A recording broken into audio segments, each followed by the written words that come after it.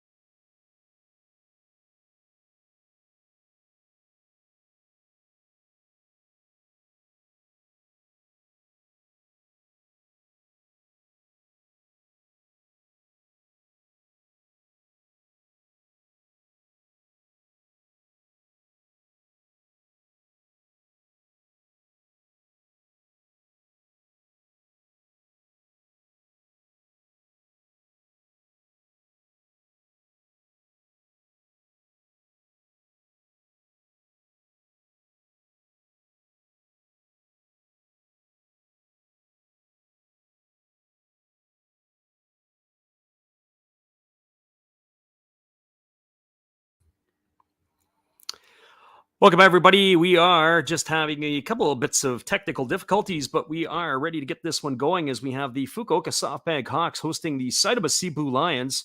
This game is going to be played at the PayPay Dome in Fukuoka. We're first going to bring you the starting lineups from the visitors from the Seibu Lions. Leading off and playing in left field is number 7, Yuji Kaneko. Batting second and playing shortstop is number 6, Suzuki Genda. Hitting third and doing the catching is number 10, Tomoya Mori. At first base and wearing number 3 is Hataka Yamakawa. Batting at the 5 spot and doing the designated hitting is number 1, Takumi Kuriyama. Hitting 6th at second base is number 5, Shuta Tonosaki. Batting 7th and playing third base is number 39, Ninting Wu. Batting 8th in right field is number 53, Aido. And batting 9th in center field is number 46, Shohei Suzuki. And they are going to be facing the ace of the Fukuoka staff. It's going to be Kodai Senga taken to the hill. He is 11-6 on the year with 144 innings pitched. He's allowed 103 hits, 37 runs, 31 of which have been earned, 49 walks, and 156 strikeouts. He's got an earned run average of 194. Well, that's your lineup for the home team from Fukuoka. Now the lineup for the home team, the Fukuoka SoftBank Hawks, is we've just given you the Seibu Lion lineup. Leading off at second base is number 68, Masaki Momori. Batting second in center field is number 36, Taisi Makihara. Batting third and in right field is number 9, Yuki Yanagita. Hitting fourth and doing the designated hitting is number 54, Alfredo de Spagna. Batting fifth at first base is number 7, Akira Nakamura. Batting sixth is the shortstop, number 6, Kenta Imamiya. Batting seventh in left field is number 32, and that's Tetsuro Yanagamachi. Batting eighth at third base is number 23, Yukio Shudo. Batting ninth and doing the catching is number 19, Takuya Kai. And they're going to be facing the star right-hander for the Seibu Lions. It's going to be Kona Takahashi, who has a 12-8 record. He is worked 175 and 2/3 innings. He's allowed 153 hits, 48 runs, 43 have been earned. He has walked 51 and struck out 128, and he's got a 2.20 earned run average. Well, those are your starting lineups, and we'll be back in just a couple moments with all the calls for you here. We're glad you guys could make it in tonight. We'll see who else joins us in the mix here as well. We'll be right back after this.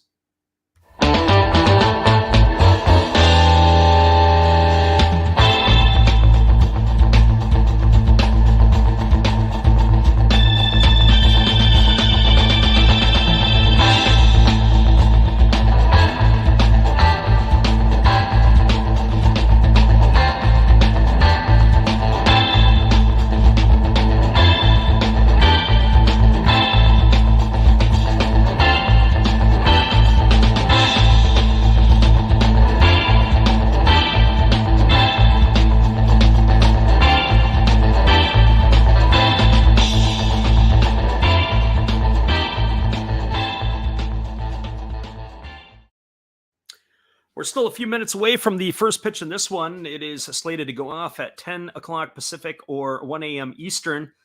And it is, of course, a Japanese time. Kodai Senga, who is getting his final tosses in front of the dugout before he gets to the mound and having his conversation with Takuya Kai.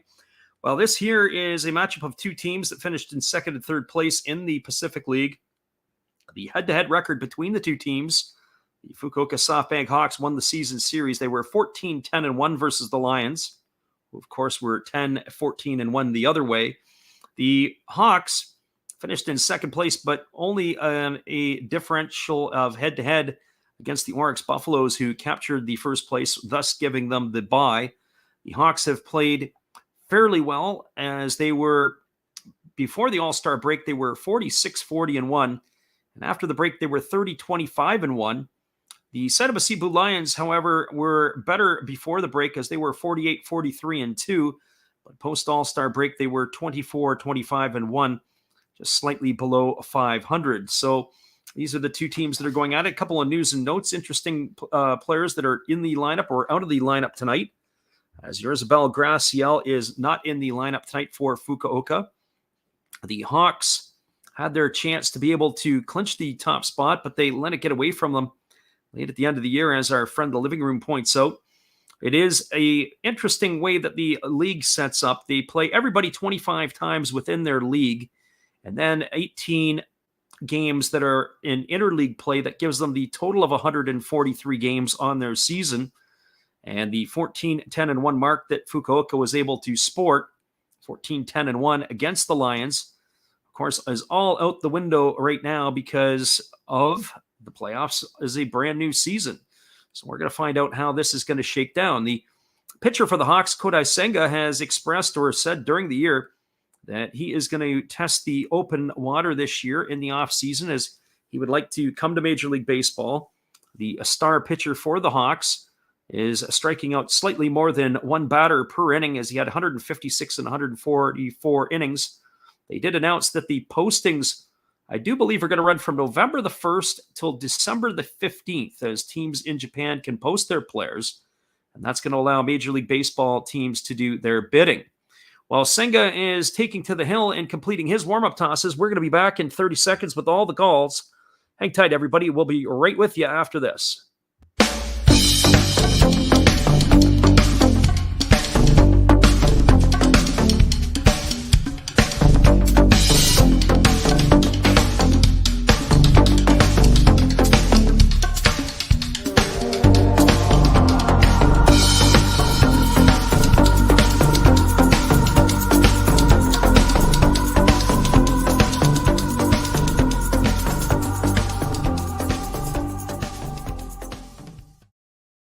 Welcome back, everybody. We're ready to get this one underway, as the righty Senga is just completing his warm-up tosses. Our friend the living room asked the question, can Graciel pinch hit?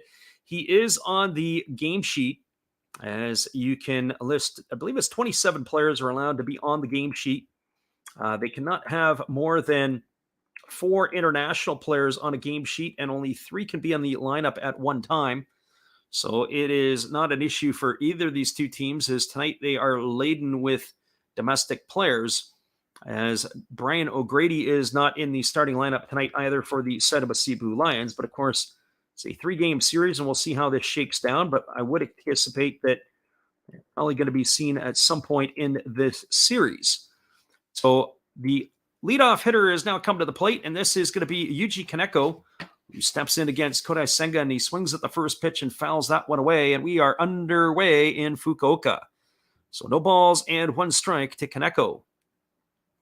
That first pitch was a fastball at 148 kilometers an hour. So for those of you at home, just over 98 miles an hour on the guns. So Senga is amped up, ready to go. Here's the 0-1 offering now to Kaneko. And it is a fastball that misses down and in and almost hit the umpire. Skipped away from the catcher and carried all the way to the backstop. And the count is now 1-1.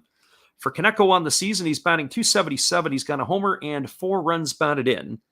He bats from the left side against the right-handed throwing Senga. And here comes the offering. It is a fastball swung on, and it is lined right to the glove of Shudo at third base. And that is going to retire Kaneko for out number 1. He hit the ball hard, but right to the glove of the young third baseman for out number 1, and that will bring up the shortstop, Suzuki Genda. Well, for Genda on the season, he batted .266. He had a couple of homers and 14 runs batted in. Genda is the star shortstop, and he wears the C on the jersey for the Lions as he waits on the first offering from Senga. There's a fastball swung on and driven foul down the left field line. It's going to reach the seats. That's going to be no balls and 1 strike to Genda. Genda is a very steady player, and his 414 trips to the plate. He had 110 hits. That got him the .266 average. Not a lot of pop in the sticks, and he doesn't run as well as he used to. Only 12 stolen bases this year. There's a breaking ball that catches the inside corner, and the count is now 0-2 to Genda. So no balls and 2 strikes. Genda will be followed by the catcher, Tomoya Mori. Waits his turn on deck. Here's the 0-2 offering. It's a fastball swung on and missed. And Genda goes into the books for strikeout number 1 by Kodai Senga, and that is going to be 2 away, and that'll bring up the catcher, Tomoya Mori. So 2 up and 2 away. Mori comes to the bat, hitting .251. He's got 8 homers and 38 runs batted in. As he strides to the plate to face the right-handed throwing Senga. 3 left-handed sticks in a row to start the ball game against the right-hander Senga, who now steps off the backside of the rubber and reaches for the rosin bag, and he's going to get him reset to do this all over again. I would expect both of these 2 pitchers to go deep into the ball game tonight. And here comes the offering from the right-hander, who delivers a breaking ball that's taken for a call and strike, and the count is 0-1. Something I learned today, and I don't always pay tight attention to it, was listening to the Guardians and the Rays in the distance, and they were saying in the American League this year in Major League Baseball, only 3 pitchers threw for 200 or more innings in the American League. There's a split finger pitch swung on and missed. The count is now 0-2. And the reason that topic came up is Shane Bieber was one of those pitchers who threw right at 200 on the button. There were 6 players in the National League who achieved the mark. When you think about it, back in the day, that usually your starters were giving you between 220 and 250 innings. Or if you go back even 20, 25 years ago, 300 was not out of the question for some of the pitchers as well, as a fastball misses upstairs, and the count is now 1-2 to Mori. So 1 ball and 2 strikes. Our living room asked the question about Verlander, and have to go look it up, but I know that Sandy Alcantara was the leader in the National League in innings pitched. There was a fastball at 159 kilometers. Backs Mori off the plate, and the count is now 2-2. So 2 balls and 2 strikes. Off the top of my head, I don't know if Verlander was one, but I believe Framber Valdez of the Astros made the top 9. As here's the 2-2 offering. It's a breaking ball delivered, and it's taken for a called third strike. Mori stood there like the house by the side of the road and watched that go by for out number 3, and that is going to do it here for the Lions in their half of the first inning. There was no runs, no hits, no errors, and nobody left the board. We're through a half inning at the PayPay Dome. It is the Seibu Seibu Lions 0 and the Fukuoka SoftBank Hawks coming to bat. Stick around, everybody. We'll be back in just a few with the call after this.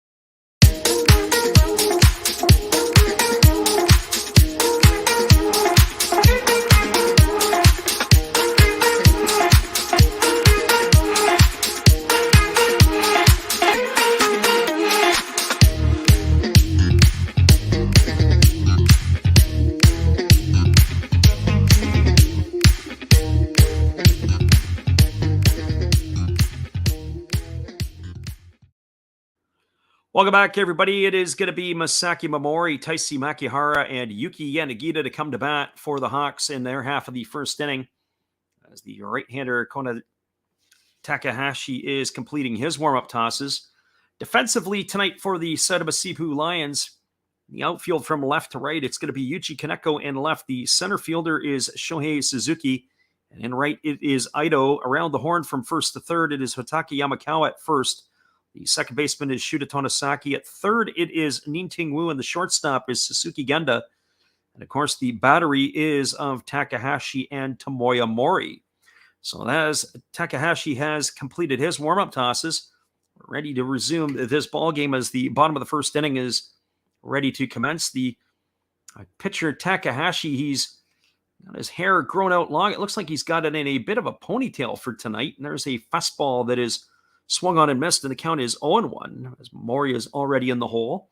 Mori batted .257 on the year. He's got 9 homers and 36 runs batted in. As he swings and misses at another fastball, that's fouled away, and the count is 0-2. So Takahashi sporting a different look, and it looks like he may actually add some dye to his hair as well. Give it a little bit of extra flavor, and there is a split finger pitch missed down in the dirt. The count is 1-2 to Momori. Momori is one of three players in the lineup tonight for the Hawks that has stolen double-digit bases. He had 20 stolen bases on the year, as he is getting the nod at second base tonight. And there is a breaking ball swung on it. It's tapped over to second.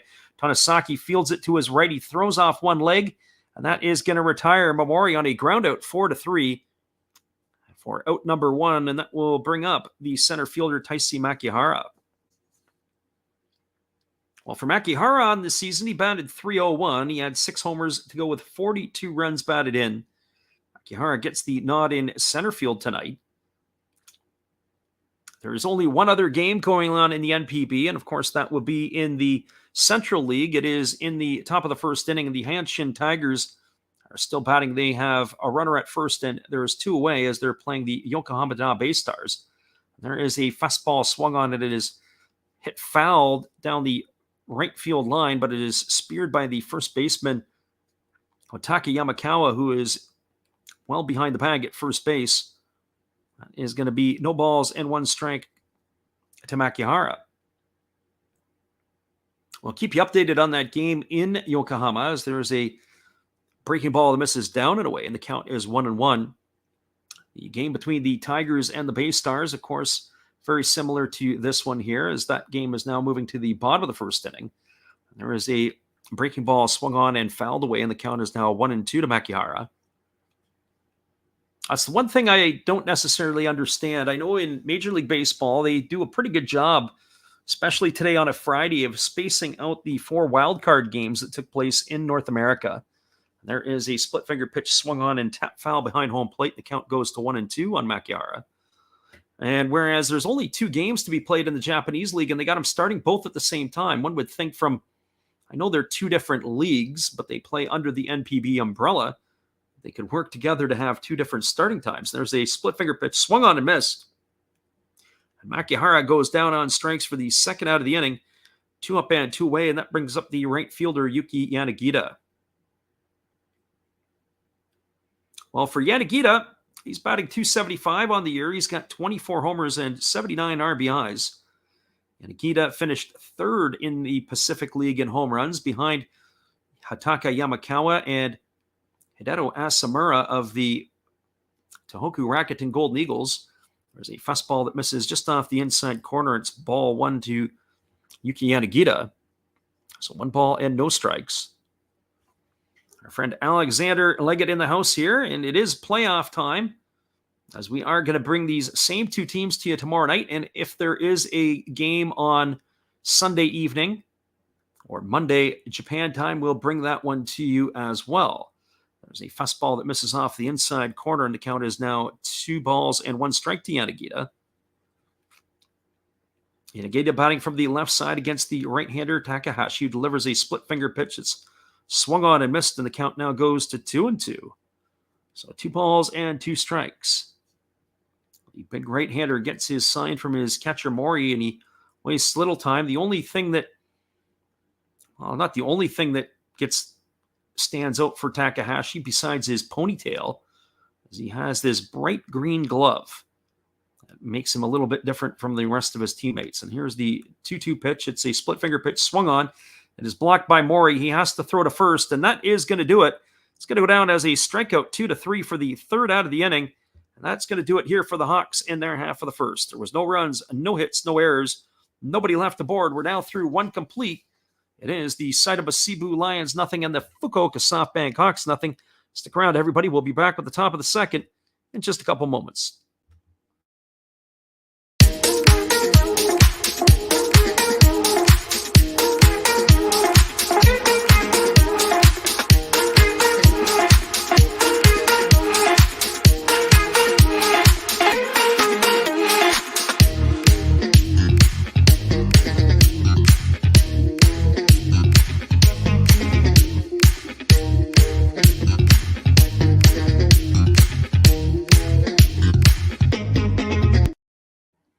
Nothing, everybody. We're moving to the top of the second. It is Lions and Hawks playoff baseball, NPB style from Japan. We'll be right back.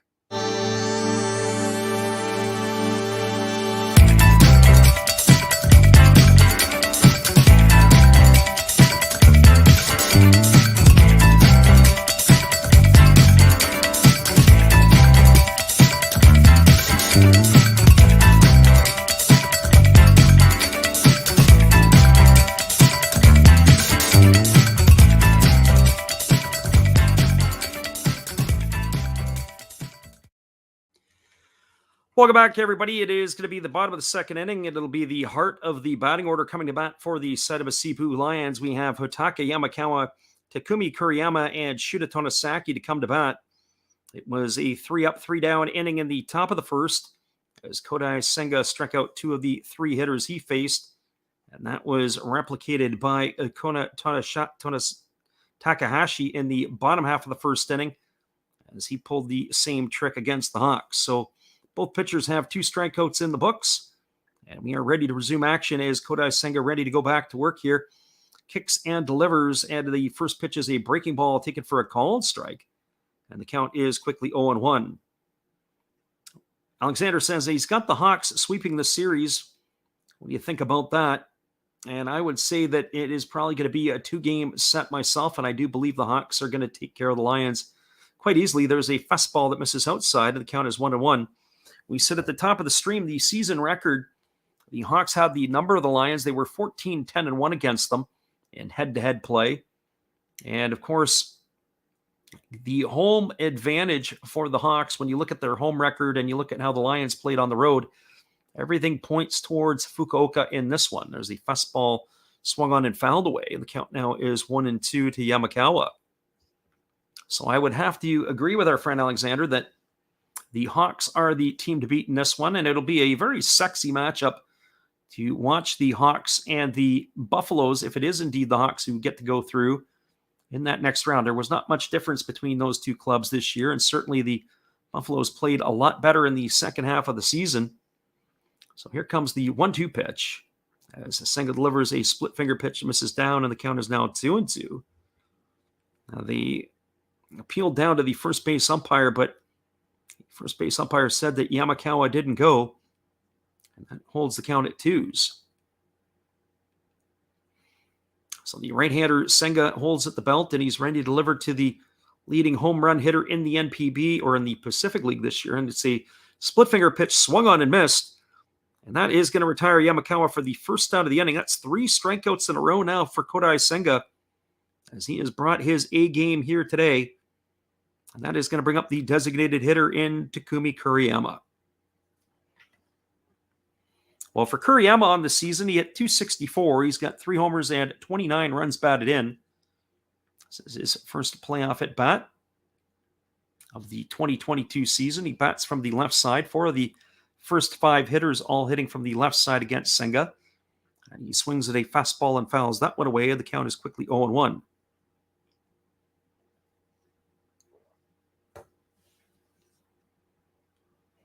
Alexander asked the question in the chat, weren't there a couple of Lions players that had their best games against the Hawks? As there's a fastball that is inside and the count is 1-1. I'd have to go back and take a look at some of that.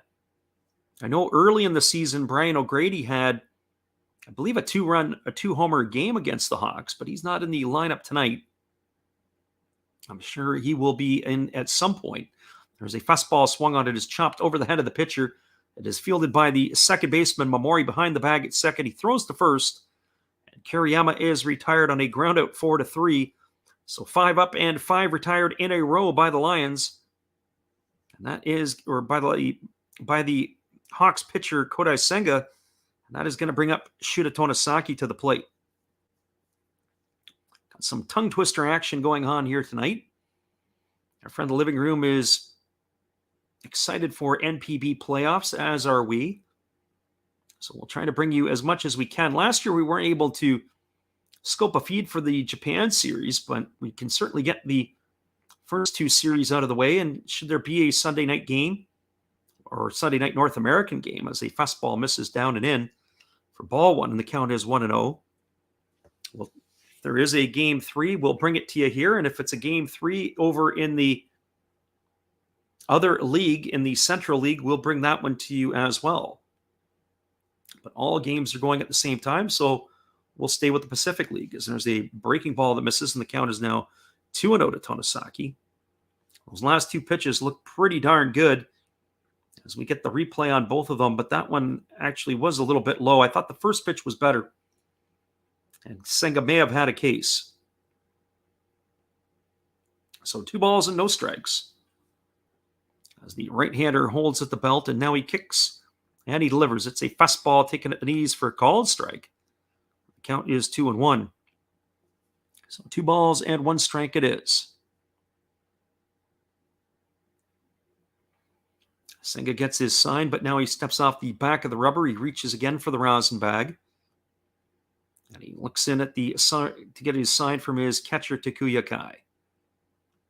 He holds at the belt, and now he kicks, and he delivers. It's a breaking ball taken for a called strike.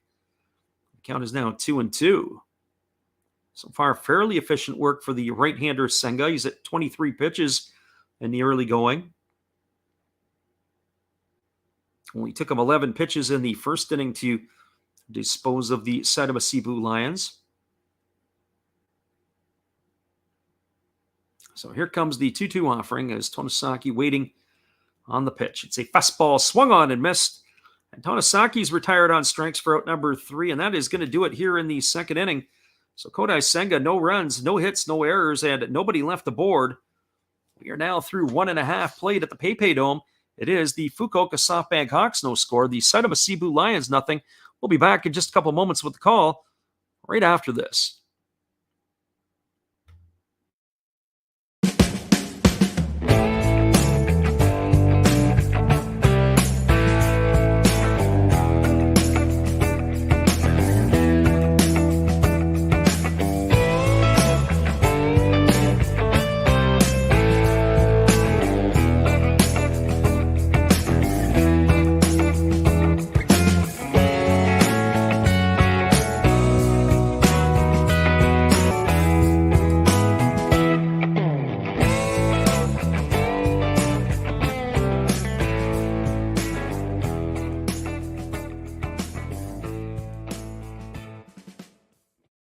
Welcome back, everybody. We are cruising to the bottom of the second inning. It is a 0-0 game between the Seibu Seibu Lions and the Fukuoka SoftBank Hawks.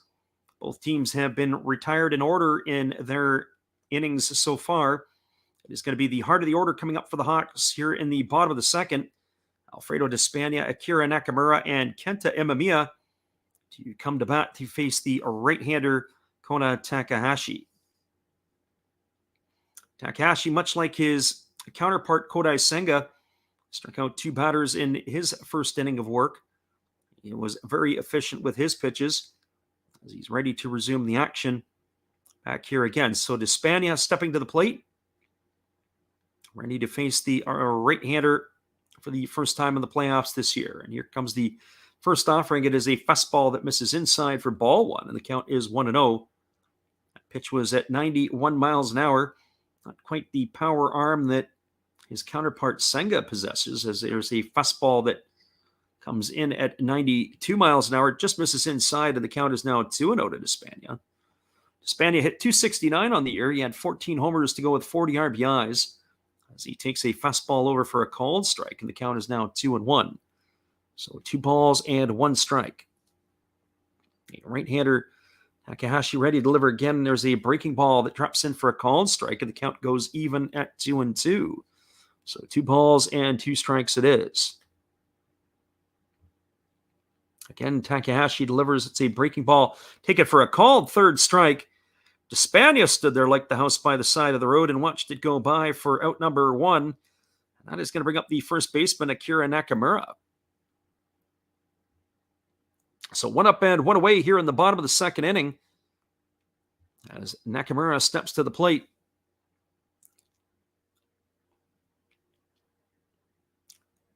Nakamura on the year hit .253, 7 homers and 51 RBIs, and he takes a fastball on the inside corner for a called strike, and the count is 0-1. Nakamura batting from the left side against the right-hander Tonosaki, delivers a fastball. It is swung on and popped up over on the third base side. Camping out underneath it is the third baseman, Wu, and he makes the catch. And that is going to do it for Nakamura as he is retired for the second out of the inning on a pop fly to the third baseman. Our friend Alexander Leggett says that he figures this is going to be a fairly quick inning. I would have to say fairly quick first 5. I would have to agree with you. We might be through 4 here in an hour's time, or maybe even more, the way this pace has started off. Well, Kenta Ememiya to the plate, and he first pitched to him as a fastball taken for a called strike, and the count is 0-1. Both of these pitchers here, I would not be shocked if we saw both of these guys go well over 100 pitches tonight. There's the 0-1 offering to Ememiya. It's a fastball swung on and fouled away. The count is now 0-2. It was only 14 pitches in the first inning for Takahashi, and he's on his way to do the same here. 9 pitches so far in this half inning. So the right-hander Ememiya in the hole at 0-2. Waiting here on the offering from the right-hander Takahashi, who kicks and delivers. It's a fastball swung on and fouled away. And the count remains at no balls and 2 strikes. So no balls and 2 strikes to Kenta Ememiya. Ememiya had himself a fine season this year. He batted .296 with 7 homers and 47 RBIs as he takes a fastball outside, and the count is now 1-2. So 1 ball and 2 strikes to Ememiya. Again, the right-hander delivers. It's a breaking ball that misses outside. The appeal down to the first base umpire, but they say that Ememiya didn't go. That runs the count even at 2-2. So 2 balls and 2 strikes to the Fukuoka shortstop. Right-hander Takahashi gets his sign. He kicks and delivers. It's a fastball swung on. It is lifted into shallow left field. Backing up on it is Genda, and he's going to make the catch. And that is going to do it here in the second inning, as the Hawks have been retired in order. There was no runs, no hits, no errors, and nobody left the board. We are now through 2 complete in Fukuoka. It's the Hawks nothing, the Lions nothing. Stay around, everybody. We'll be back with the call of the third inning after this. Appreciate you guys for popping in here with us. We'll be right back.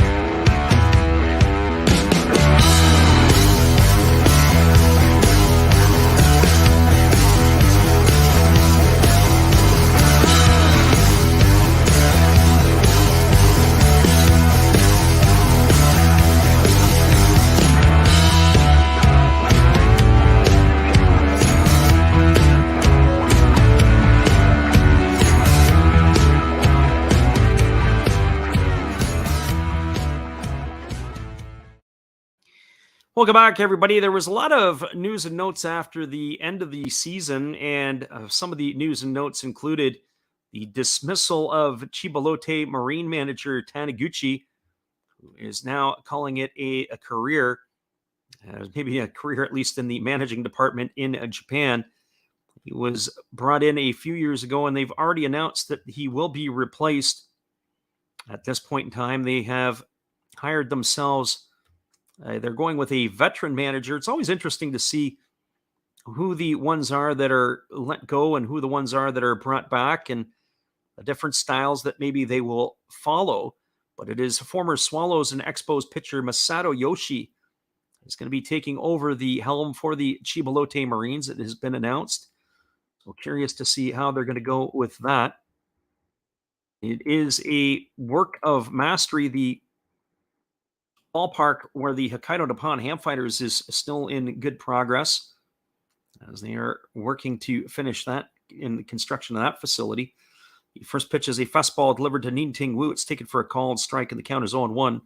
It'll be Wu, Ito, and Suzuki here, the bottom of third of the batting order, to face Kodai Senga here in the third inning.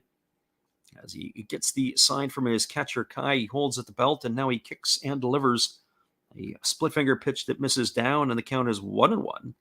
So 1 ball and 1 strike to Wu. Wu on the season hit .227. He has 5 homers and 28 runs batted in.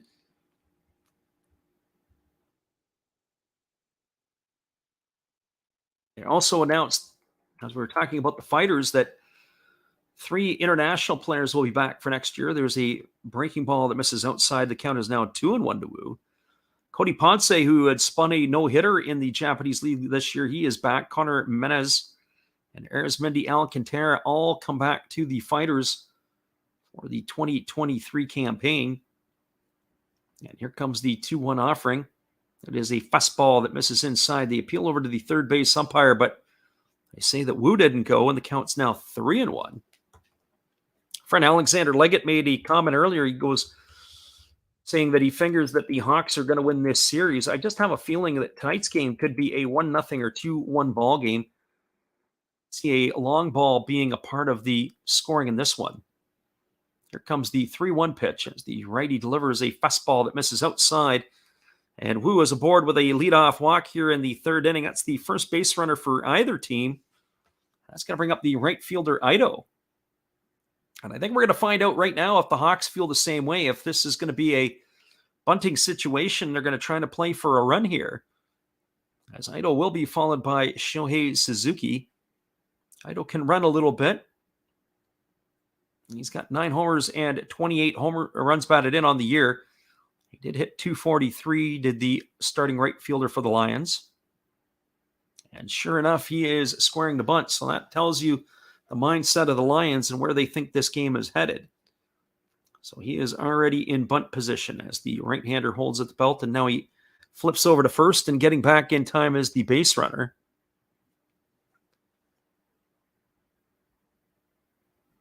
Our friend Alexander Leggett asks about the Broncos.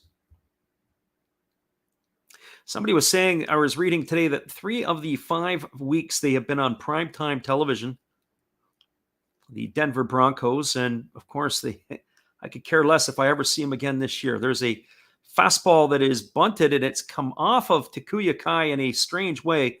Looks like it got him underneath the catching arm.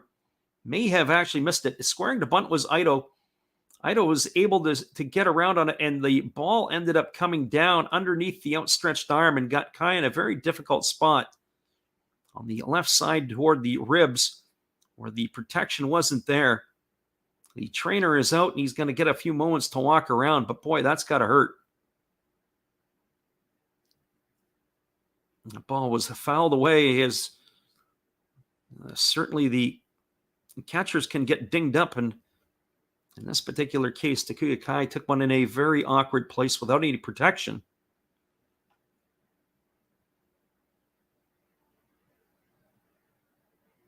Our friend Fluby says, doubting that Suzuki's got the dog in him, or at least the Hawks coaches don't. Our friend the living room says a Masato Yoshi Expos card. I'm sure there's probably one out there somewhere. So here comes the 0-1 pitch.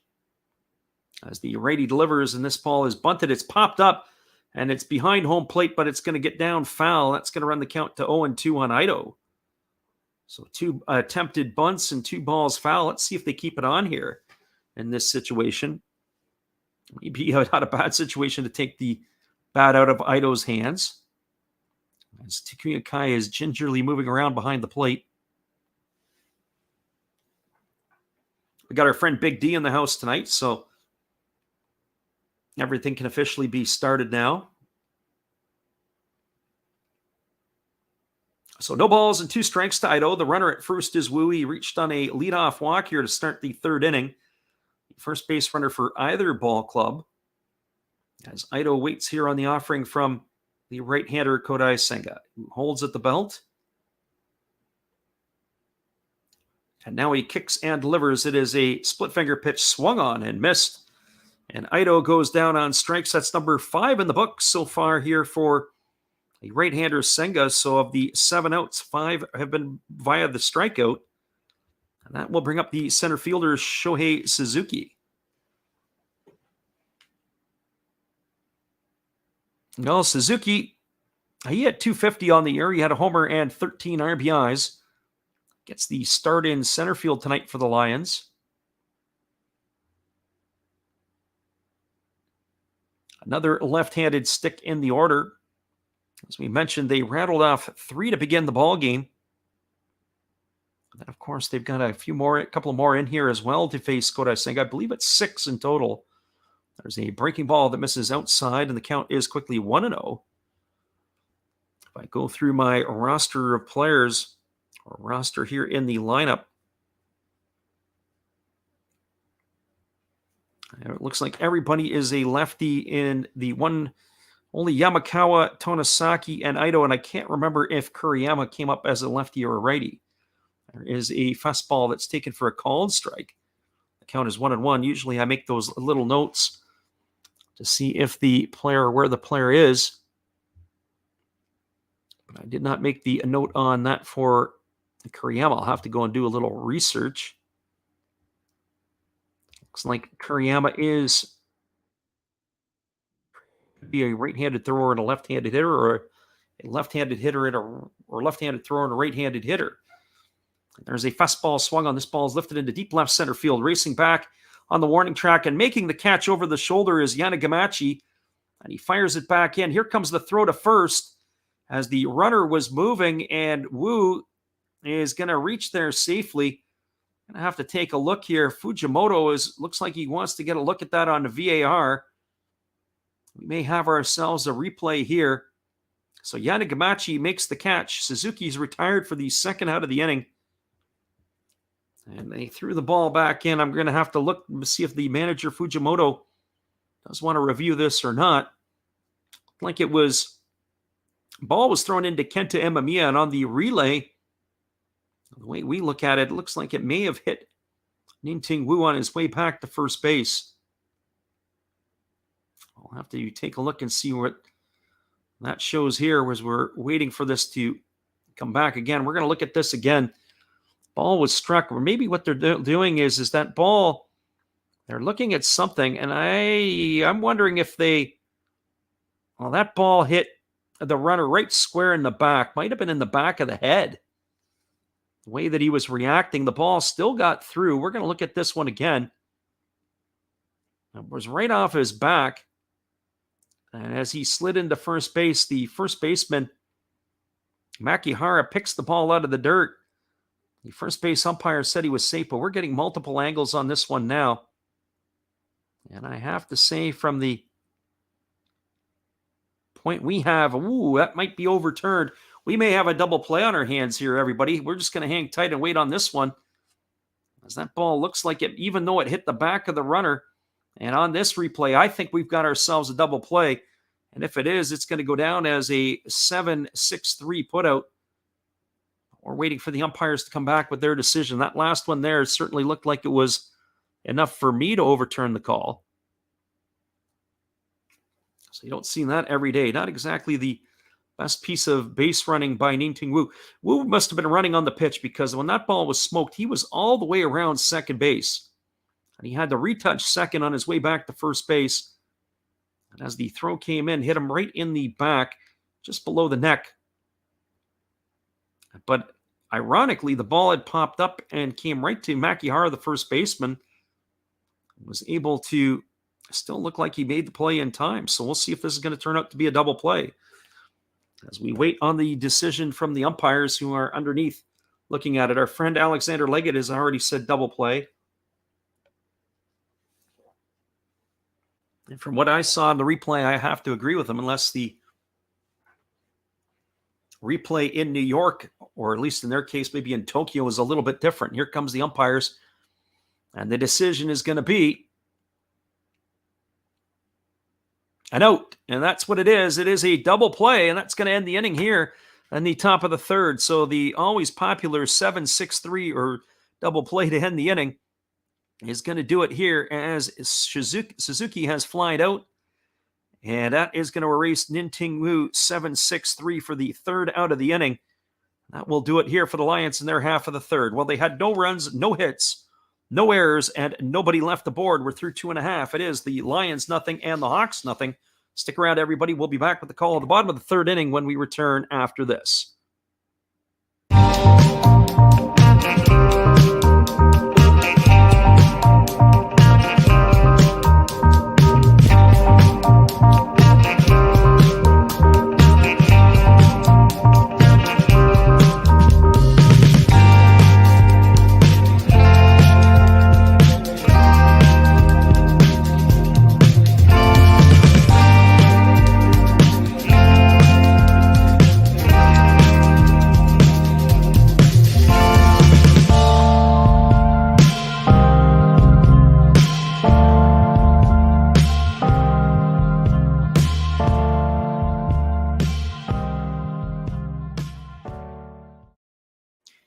Welcome back, everybody. We're moving to the bottom of the third inning. It's going to be Tetsuro Yanagamachi, Yukio Shudo, and Takuya Kai to come to bat to face Kona Takahashi, who will begin his third inning of work. Yanagamachi, Shudo, and Kai to get things going. For Takahashi, he has retired 3 of the 6 batters he has faced tonight via the strikeout. He has had 1 ground ball and 2 balls in the air. And they retired the first 6 Hawks batters all in order. So Yanagamachi steps to the plate. He batted .277 on the year. He takes a first pitch fastball for a called strike, and the count is 0-1. Yanagamachi had no homers and 32 runs batted in. Fairly productive season for the young left-handed hitter. As there's a fastball that misses down, they appeal over to the third base umpire. They say Yanagamachi did not go. The count is even at 1-1. Be interesting to see if he stays in the ball game late, or if Graciel is a option off the bench as a hitter. As a fastball misses outside, and the count is now 2-1. So 2 balls and 1 strike. And again, Takahashi delivers a fastball that misses upstairs, and the count is 3-1. Takahashi working at a little bit quicker pace than we saw in the first inning. As he gets his sign from Morian, now delivers again. It is a split finger pitch, swung on. It is popped up into center field. Moving over underneath it is Suzuki. He's going to make the catch. And that is going to retire Yanagamachi for the first out of the inning. So 1 up and 1 away, and that'll bring up the third baseman, Yukio Shudo. As of October the 11th, it appears that Japan is open for business. Everybody can go, but you have to be triple vaxxed to get into the country, and you have to be able to prove that. And so it is going to be, looks like business as usual, as they are going to be welcoming their foreign tourists. As a breaking ball misses outside, and the count is 1-0. We're not doing a free plug for Japanese tourism, but if you get a chance, get over that country now that the doors are sliding open. There's a fastball swung on. This is line down the right field line in the right field corner. Shudo is digging around first. He's heading for second, and he's going to cruise into second with a stand-up 1-out double, as he is aboard here with 1 gone in the third inning, and that's going to bring up the catcher, Takuya Kai. Our friend Alexander Lenggett says, I've got 2 vaxes and a COVID case. Will that count? No, I think you have to have the 3 vaxes to be able to get yourself in there. And so that is where I'm kind of peeking at right now, saying, do I want to go to Japan at Christmas? I was eyeing South America for a couple of weeks, but the way it's looking with the flights and everything, really, Japan is on sale for everybody here. But of course, we could also say that about England as well. The dollar, American dollar, is almost at 1-1 with the British pound, unheard of. There's a breaking ball that misses upstairs for ball 1, and the count is 1-0. So If you're not familiar with that, the British pound, I can remember 25 years ago, it was about $2 would get you 1 British pound. Now it's almost 1-to-1. I think it's $1.11 US gets you a British pound. There's a fastball that misses down, and the count is now 2-0. So certainly the American dollar has been very strong against a lot of currencies over the last little bit. The Canadian dollar is weak against the American dollar, but globally the Canadian dollar is flexing its muscle. So you will be able to get some value whatever you decide to do. If you're in the traveling piece over at the Christmas holidays, there's a fastball that misses up. The count is now 3-0, especially if you're on this side of the area here. It's true, the used car market is hotter than as everything. And here comes the pitch. It's a fastball that misses upstairs. It's going to be ball 4. The count is now 1, and that's going to be ball 4 to Kai. It's going to put him aboard. It's going to put runners at first and second. It's going to bring up the top of the order in Masaki Momori. It's kind of funny, Alexander Legason, about the used car market is hotter than ever. My folks have themselves a RAV4. I think it's a 2017 or 2018.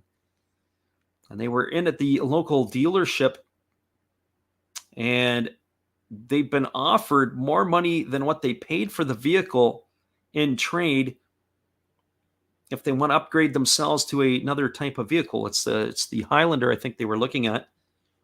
And so going from the RAV4 to a Highlander and getting more money than what they had paid for the vehicle 4 years ago. Crazy stuff. There's a first pitch fastball that swung on and fouled away, and the count is 0-1 to Momori. So Masaki Momori, 0 for 1 tonight. He grounded to second his first time up to begin the ball game. Bats here with runners at first and second and 1 away. This is where the Hawks have got to capitalize on this opportunity, as there's only 1 gone here in their 3rd inning. There's a fastball swung on. This ball is lined into left center field. This ball's going to get down. It's up the alley. It's all the way to the wall. 1 run is in. Rounding second and heading to third is Kai. They're going to run the ball in. Kai's going to be held up at third base on the 1-run double by Masaki Momori to open the scoring here in the 3rd inning. He's got himself an RBI. So the second double of the inning scores Shuto. Takuya Kai stops over at third. There's runners at second and third now, as the Fukuoka SoftBank Hawks have opened up scoring here in the 3rd inning, 1-0.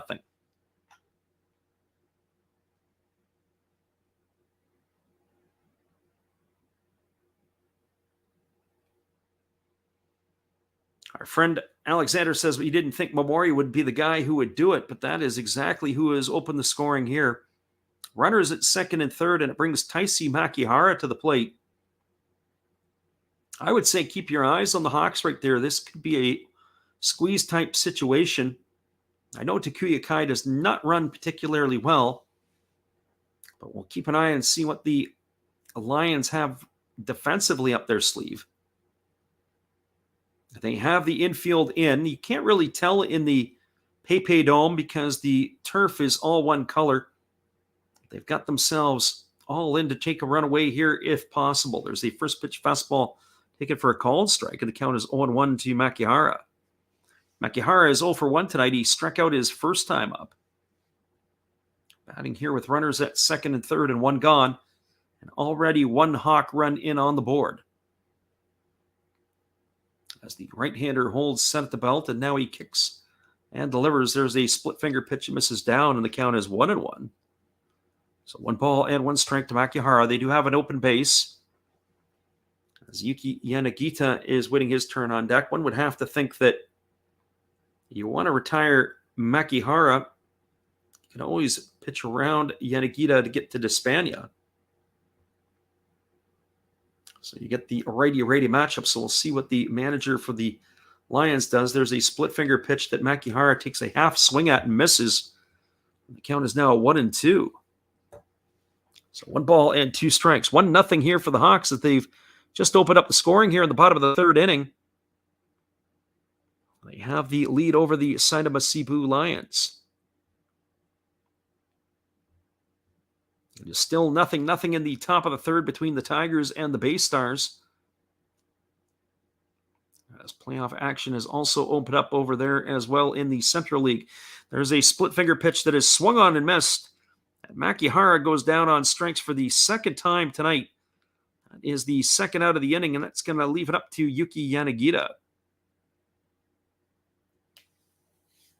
Well, as we mentioned before, Yanagita is a very dangerous hitter. He finished third in the Pacific League in home runs with 24. He drove in 79 runs. He hit 275 on the year. He did strike out his first time up. So he stands in here against Takahashi. You're going to have to pitch him delicately. The first pitch is a breaking ball that catches the outside corner for a called strike. The count is 0-1 to Yanagita. Yanagita is on the wrong side of 30. And he has also seen a bit of a decline in his numbers. Yanagita is going to be 34 years old next week. I think his best days are behind him. There's a fastball swung on and fouled away. The count is now 0-2. He's still a very dangerous player. We said he hit 24 homers this year, but that is off the mark from last year at 28, 29 the year before. In his heyday, he was 3 times he hit north of 30 homers. The 2015, the 2017, and 2018 seasons. As here's the pitch. It is a split finger pitch swung on. This ball is belted to deep right field. It's going to be trouble. Back on the warning track, looking up, and this ball is gone. A home run for Yuki Yanagita of the 3-run variety, and the Fukuoka SoftBank Hawks have opened up a 4-0 lead here in the bottom of the third inning. As Takahashi has served that one up, the crowd in Fukuoka on their feet, showing their applause as Takahashi has just served up the first home run of the series, and Yanagita is getting high fives all around, and why not? As the Hawks are now up 4-0.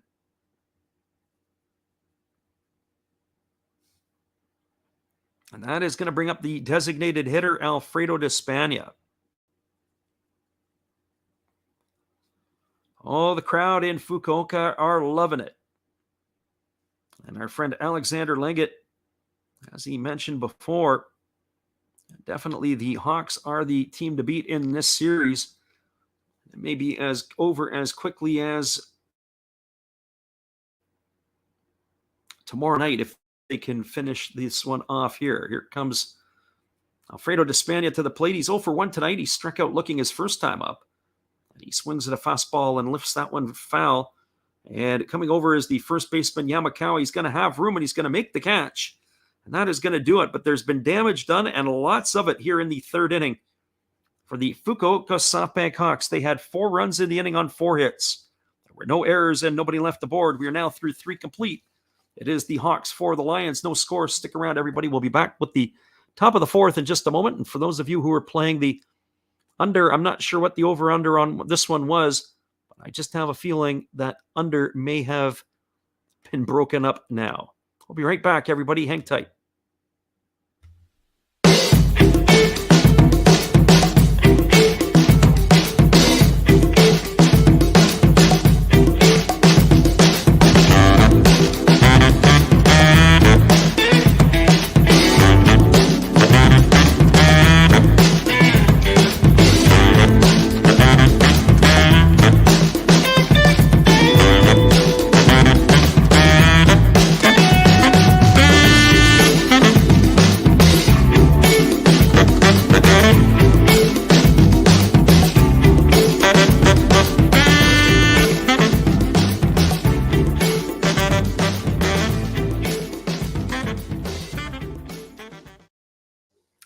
Friend in the living room says 5.5. I don't know if that's for the ball game or for the first 5. But certainly if it was for the first 5, you may have had that blown up already. Yanagita really did a good job of keeping his hands inside and was able to launch that ball into the right center field. I don't want to say seats because it just fell short of the seats, but there's that area where they have that picnic spot. It looks like where it could have been an old bullpen area. That's where the ball ended up lounging in, right behind where he stands now in right field. So Yuki Hanagita, the 33, soon to be 34-year-old, the 3-run shot to do big damage for the Hawks in the bottom of the third inning. That is going to bring up the top of the order as Yuji Kaneko comes to the plate. It'll be Kaneko, Genda, and Mori here in the fourth inning. So Senga delivers. The first pitch is swung on. It is grounded over to short. Fielded by Imamiya. He throws to first. And with one pitch, we have one away here in the fourth inning. As Kaneko has grounded out to the shortstop, and that's going to bring up the shortstop for the Lions, Sasuke Genda.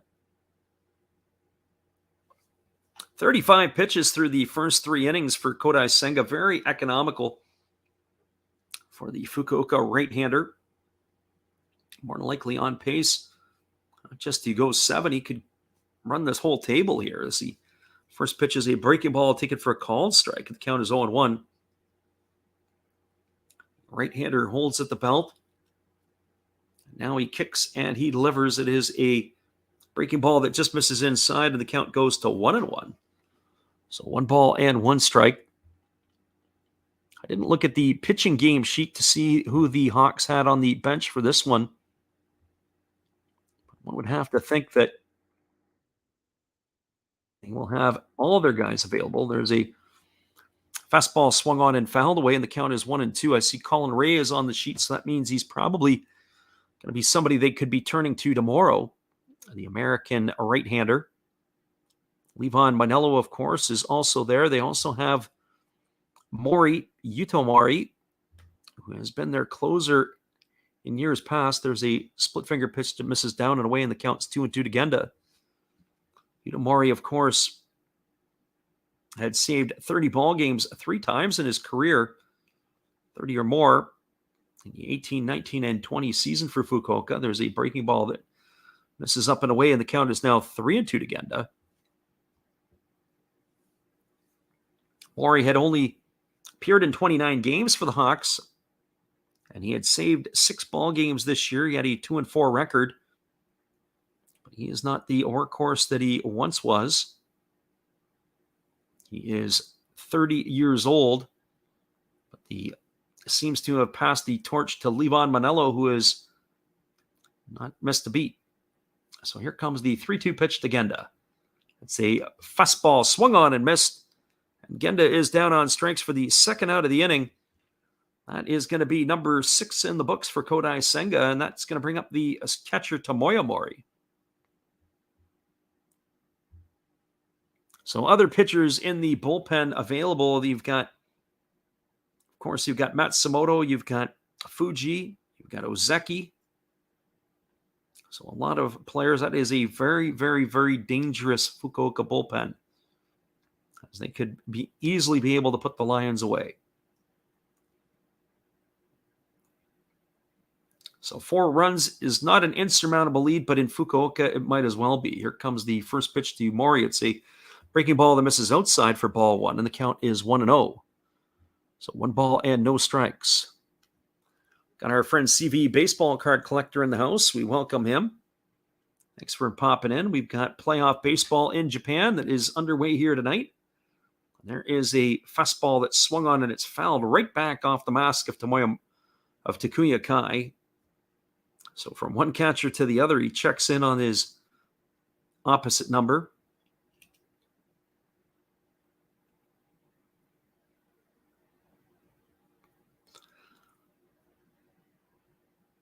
Our friend Alexander is getting a good chuckle at the living room taking the Seibu Seibu Lions. There's a fastball swung on and missed. Count is 1-2. I remember last year when I had to suffer watching the Lions play, when they rolled out Corey Spangenberg in their lineup, amongst others. I do have to tip my hats. The Lions have played much better baseball this year and good enough to make the playoffs, but the Hawks weren't 4-time champions running for a reason. They were a pretty good ball club, and not only a well-rounded team, but a team that has a lot of depth. There's a fastball that misses down in the way. The count's 2-2. Lots of depth on the mound, lots of depth with the bats. They could probably roll out a B lineup and almost be as competitive. Here's the 2-2 pitch. There's a split finger pitch taken for a called third strike. Maury watched that one go by for the second time tonight, as he has gone for out number 3, 7 in the books now for Senga. And that is going to do it here, as there was no runs, no hits, no errors, and nobody left the board in the top of the fourth for the Lions. We are now through 3.5. It is the Hawks 4, the Lions no score. Stick around, everybody. We'll be back in just a couple more after this. We appreciate you guys for popping in with us.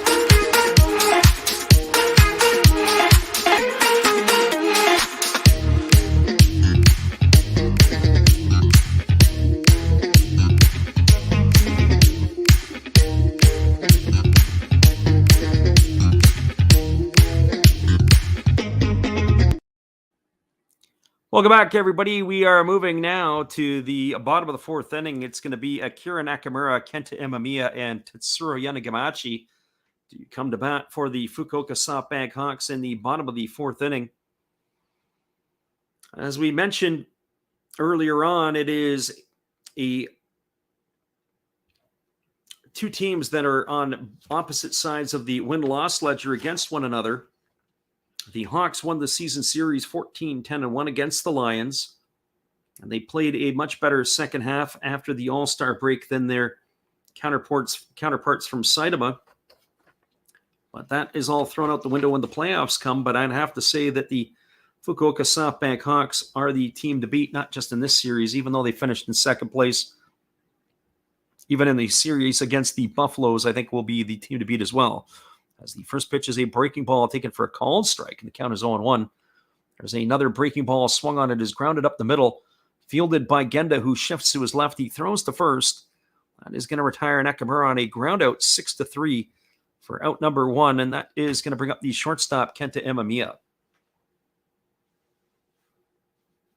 Well, for Imamiya, he's batting .296. He's got 7 homers and 47 RBIs. But he popped to the shortstop his first time up.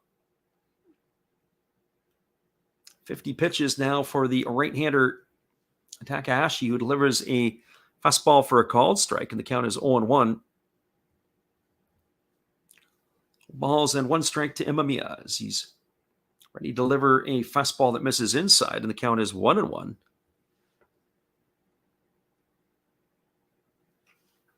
The Living Room says must be doing something right to be that fat and make it to the playoffs. There's a fastball swung on it. It is popped up over on the third base side. Moving underneath it is Wu. He makes the catch. That's going to retire Imamiya for the second out of the inning.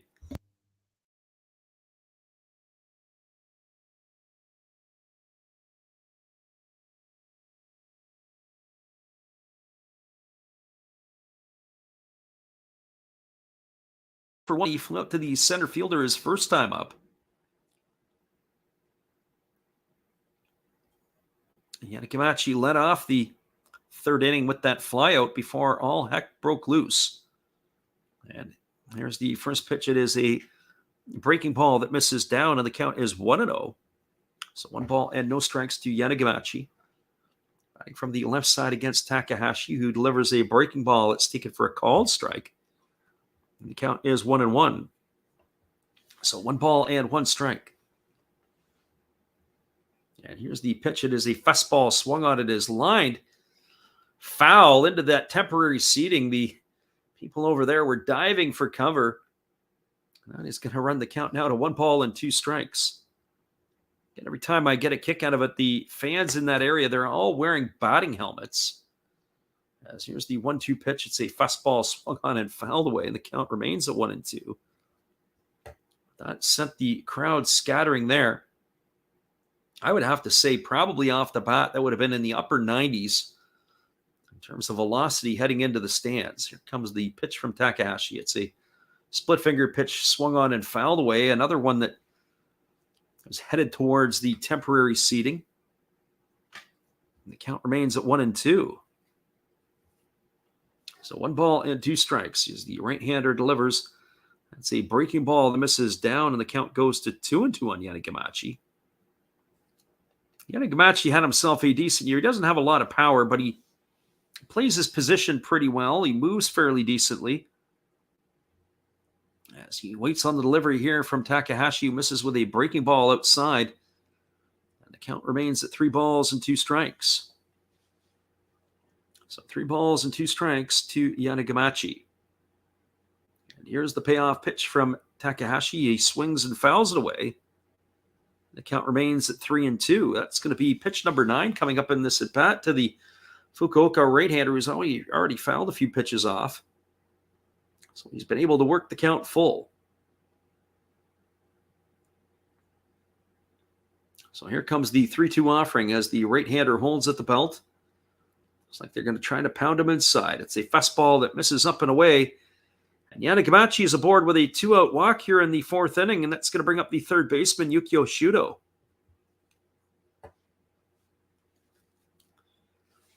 Well, for Shudo, he is 1 for 1 tonight. He got things going with the first hit of the ball game in the 3rd inning, as he had a 1-out double and later came around and scored a run on the RBI by Masaki Momori. So Shudo batting from the left side. He gets that start at third base tonight. Shudo, he can run a little bit. He's fun to watch on the base paths. He has had 22 stolen bases this year. The first pitch is a split finger pitch that misses down and away, and the count is 1-0. So 1 ball and no strikes to Shudo. Still no scoring in that game between the Tigers and the Bay Stars. The Tigers are ahead in the hit department as they've had 4 hits, whereas the Bay Stars only have 2. And here's the pitch. It is a breaking ball that drops in for a called strike, and the count is 1-1. So 1 ball and 1 strike. So when that last inning there, we've got Sven Gunderson in the house here. He says checking in from San Francisco. We welcome you, Sven. There's a fastball swung on, and it's fouled away. The count is now 1 ball and 2 strikes. We do get quite a few folks that like to pop in. I think our friend the Demon Slayer is in the San Francisco area. We have a number of folks that are San Francisco listeners. We're glad you can make it in here with us. There's a fastball swung on. It is lifted into shallow right field. Moving back on it is Tonosaki, but coming in and making the catch is going to be Ito. And that is going to do it, as Shudo is retired for the 3rd out of the inning. And they will finish off the Hawks here in their half of the 4th. Well, there was no runs in the inning. There were no hits. There were no errors. And there was 1 runner left aboard. We're now through 4 complete. It is the Fukuoka SoftBank Hawks 4 and the Seibu Seibu Lions no score.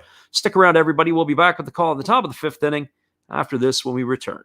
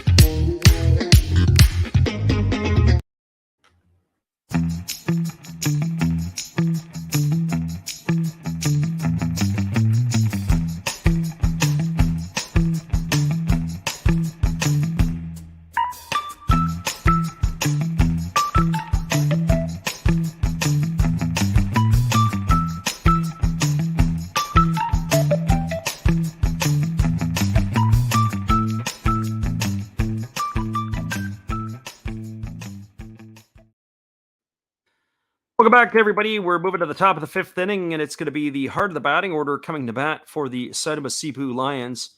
It'll be Hatake Yamakawa, Takumi Kuriyama, and Shudo Tonosaki to face the right-hander Kodai Senga, who has retired the sides for the Lions in order in each of the first 4 innings. In the third inning, it was unconventional. After a walk to Nin-Ting Wu, he was doubled off on a fly ball to left field off the bat of Shohei Suzuki. So that has been the minimum. Only 1 walk in the ball game allowed by the right-hander Kodai Senga. That's been the only base runner that the Lions have had to this point. So Yamakawa stepping to the plate. He's 0 for 1 tonight. He struck out his first time up as the right-hander Senga kicks and delivers. And the first pitch is a fastball swung on. It is popped up into right center field. Moving over underneath it is the center fielder Makihara, who makes the catch. And with 1 pitch, Yamakawa is put away for out number 1 here in the 5th inning. 1 up and 1 away, and that'll bring up the designated hitter, Takumi Kuriyama.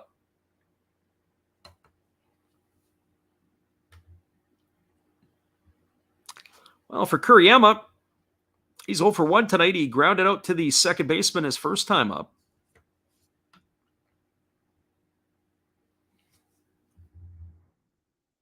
And the first pitch delivered is a fastball swung on and fouled away, and the count is quickly 0-1 to Kuriyama. He was the only player that I wasn't sure about where he was a lefty. He's the 5th lefty in the lineup tonight. 5 lefties and 4 right-handed sticks for the Lions to face the right-hander Senga, as he holds at the belt, and now he kicks and delivers. It is a fastball swung on and fouled away, and the count is now 0-2. So no balls and 2 strikes.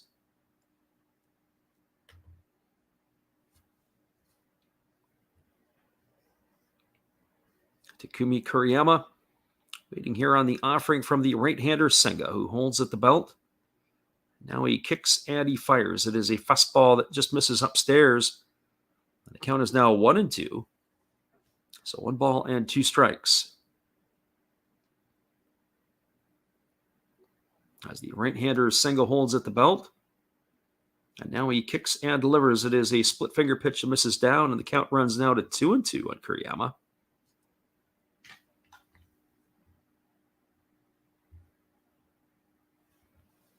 For those of you who are wondering, we will be back on the airwaves again tomorrow night for the same 2 teams. And if there is a third game in the set, we will call that on Sunday night, or it'll be Monday Japan time, Sunday in North America. So hopefully you can stay with us for the entire series. Here comes the 2-2 offering as Senga delivers a fastball that just misses outside, and the count is now 3-2 to Kuriyama.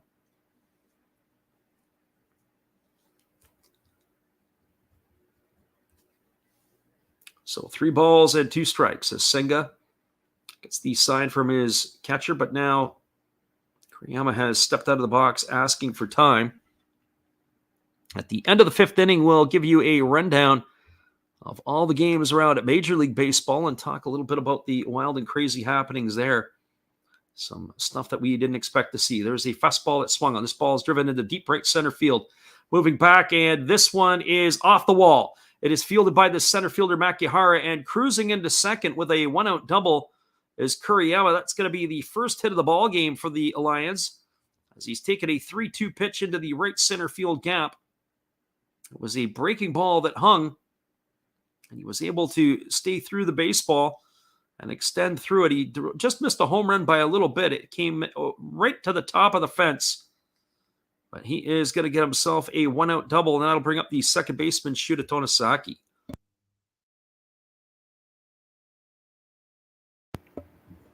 Well, Tonosaki is 0 for 1 tonight. He struck out his only time up, as he bats here in the top of the 5th inning with the runner at second and 1 in the books.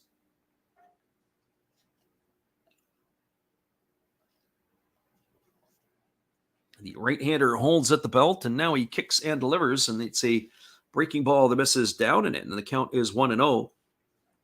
The Lions looking to get one back here in the top of the 5th inning, as that 4-0 lead looks all but insurmountable against the right-hander Senga on the mound. So the right-hander gets his sign from Takuya Kai, and he waits now on the delivery. He kicks and he fires. It's a split-finger pitch that misses down. A good block by the catcher, Takuya Kai. Runs the count to 2 balls and no strikes. So 2 balls and no strikes to Tonosaki. Tonosaki had a season where he ended with the .215 batting average. He had flirted at times up in the .230 mark, but nestled right in there at .215. Has a little bit of power, a little bit of speed. Here comes the 2-0 pitch. It's a fastball swung on. It's grounded off the glove of the diving Shudo, and it is fielded in the 6th hole by Imamiya. That's going to go down as a base hit for Tonosaki. He's going to get himself a single, and the Lions have something brewing here in their half of the 5th inning. Nice play by the third baseman Shudo to have to go to his left just to get a glove on the ball. He slowed it down, but it deflected past the shortstop Imamiya into shallow left field, where the ball was picked up by the left fielder Yanagamachi. That's going to put runners at the corners with one gone, and it's going to bring Ning-Ting Wu to the plate. Well, Wu has been the only batter up until this inning to reach base for the Lions. He was erased on that double play on the 7-6-3 putout back in the 3rd inning. So Wu here getting an opportunity with runners at 1st and 3rd to try to do some damage. Wu on the year had 5 homers and 28 RBIs. As he waits here on the offering from the right-hander who delivers, it's a breaking ball swung on and fouled away. It's going to reach the seats behind home plate. The count is quickly 0-1 to Wu. Wu getting the start at 3rd base tonight for the Seibu Seibu Lions. He can play 1st, 2nd, and 3rd. He's also done some DHing once in a while. So no balls and 1 strike to the left-handed hitting 3rd baseman. The right-hander Senga gets his sign from his catcher Takuya Kai, and he works to the set position at the belt. He checks the runners and now delivers. It's a fastball that just misses inside. That was at 97 miles an hour. So 1 ball and 1 strike to Wu. Be very interested to see how that posting for Senga will work out. I think that he could probably get himself a 3-year deal in Major League Baseball. I think there's some teams with money to spend, and I think he would fit in nicely as a 2nd or 3rd starter on a very good team. There's a fastball that misses inside, and the count is now 2-1. Now the question will be is who would be the teams that would pony up or suit for him? You got to think the New York Yankees are going to be a suitor for some sort of pitching. Can't believe that Nestor Cortez is the number 2 arm for the Yankees to pitch when they resume the action. Garrett Cole and Cortez. Cortez does not strike fear into me. But you do have to tip your hat to the pitcher as he was an all-star this year. So 2 balls and 1 strike to Wu. As the right-hander now kicks and delivers, it's a breaking ball swung on. It is tapped foul just down the first base line. It is touched in foul territory by Nakamura. It's going to run the count to 2-2. But certainly I would think the New York Mets would be looking for another arm behind Scherzer and DeGrom. And certainly the way Scherzer pitched today, boy, did he look like he got old quickly. So 2 balls and 2 strikes to Wu.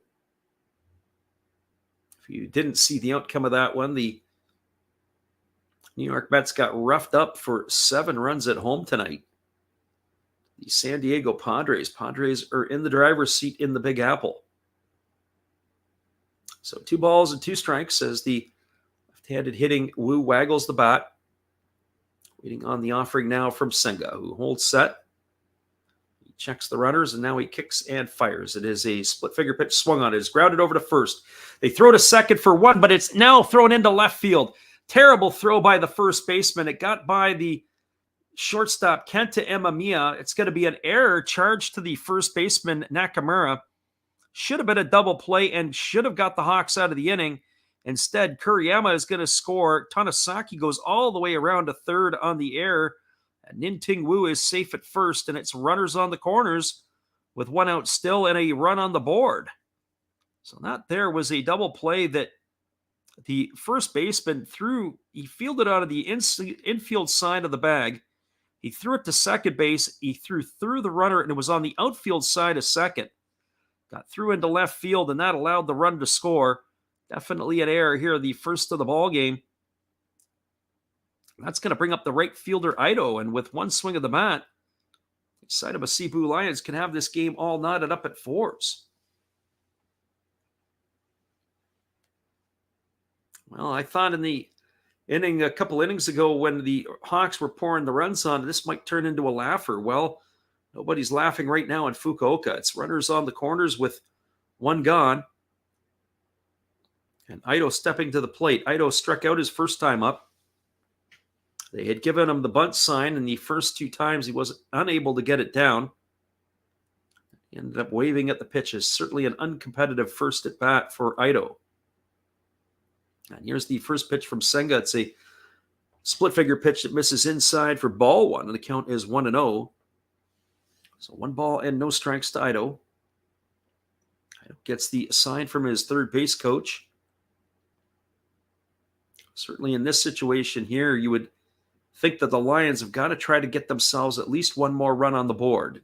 Stay out of the double play any way possible. Here comes the 1-0 pitch. That's a breaking ball swung on. This ball is hit into center field. It looks like it's going to be deep enough.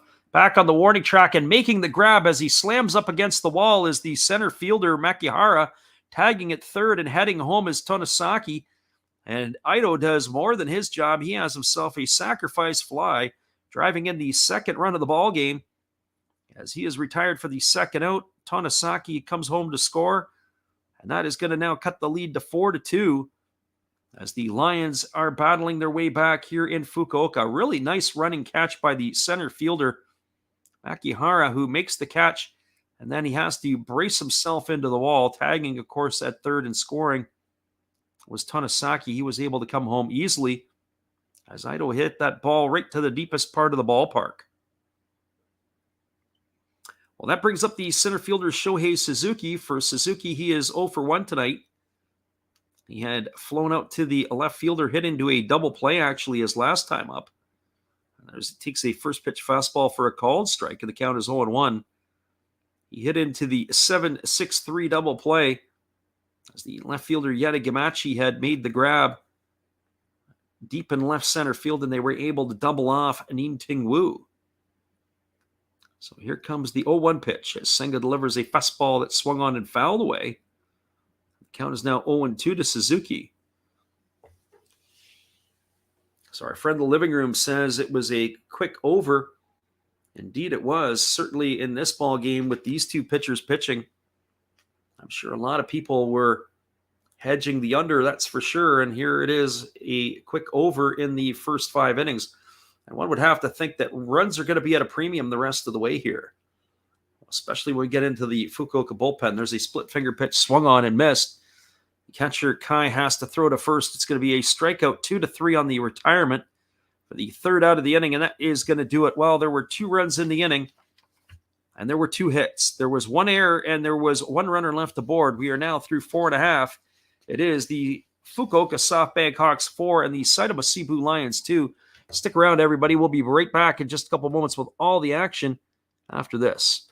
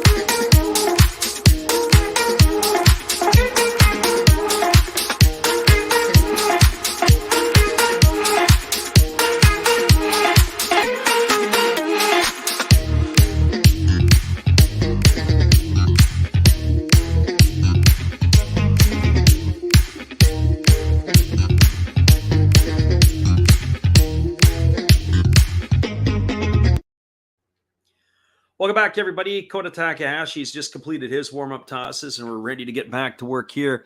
66 pitches for the Seibu Seibu Lion, a right-hander through 4 innings.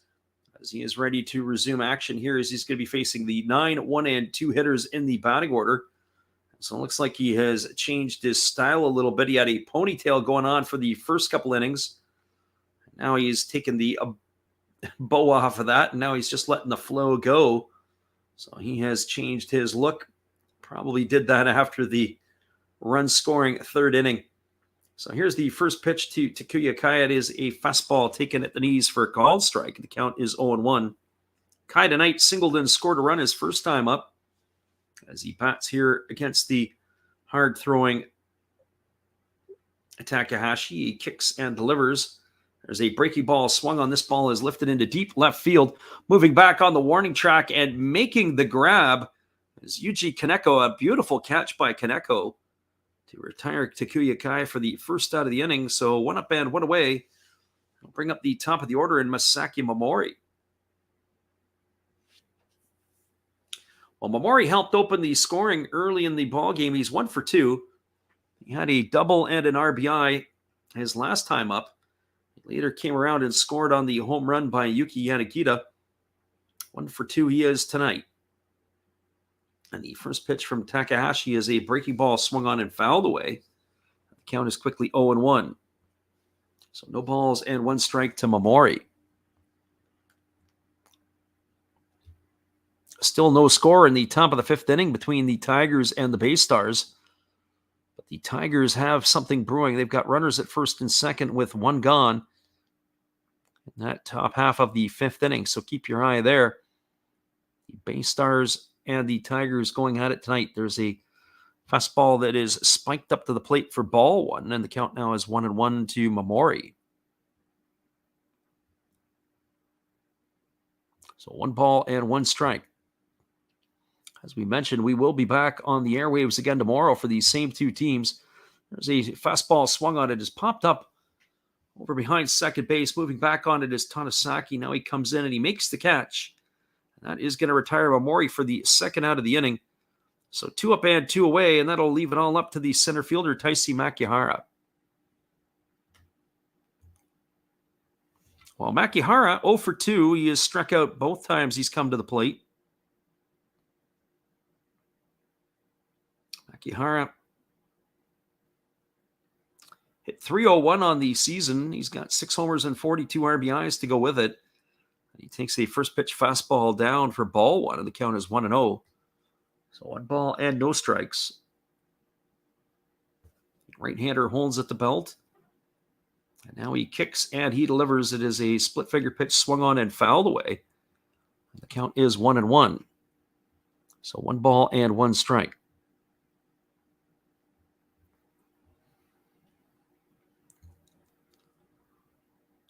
The right-hander again ready to deliver to the left-handed hitting Makihara, and there's a breaking ball that misses outside, and the count now goes to 2-1. So 2 balls and 1 strike. As again, Takahashi delivers another breaking ball, another pitch that misses outside, and the count goes to 3-1. So 3 balls and 1 strike it is.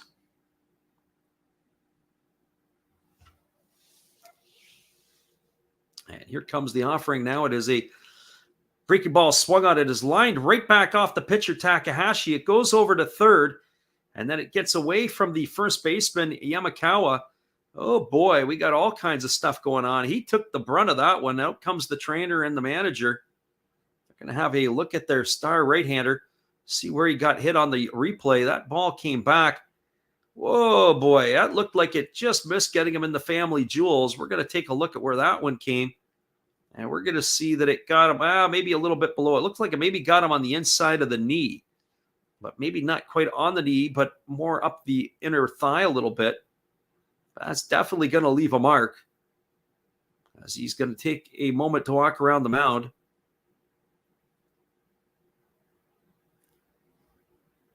So he is walking himself around the mound, and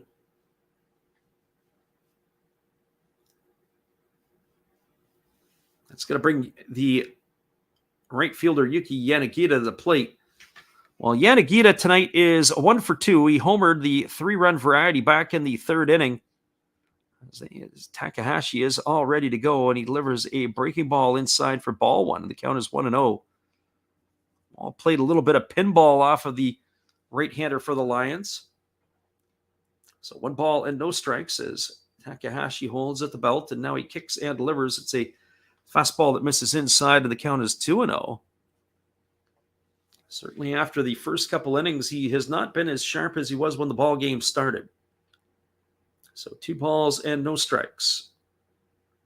As the right-hander Takahashi works to the set position. And now he kicks and delivers. It's a fastball taken for a called strike. Count is now 2-1. So 2 balls and 1 strike it is.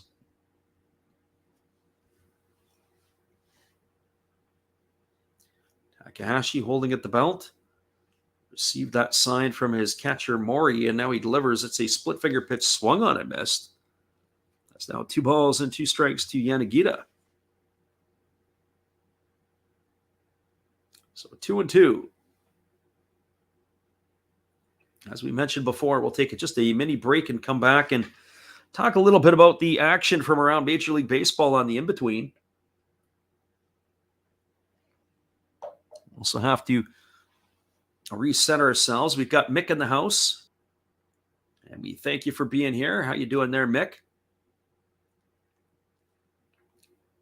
So 2 balls and 2 strikes.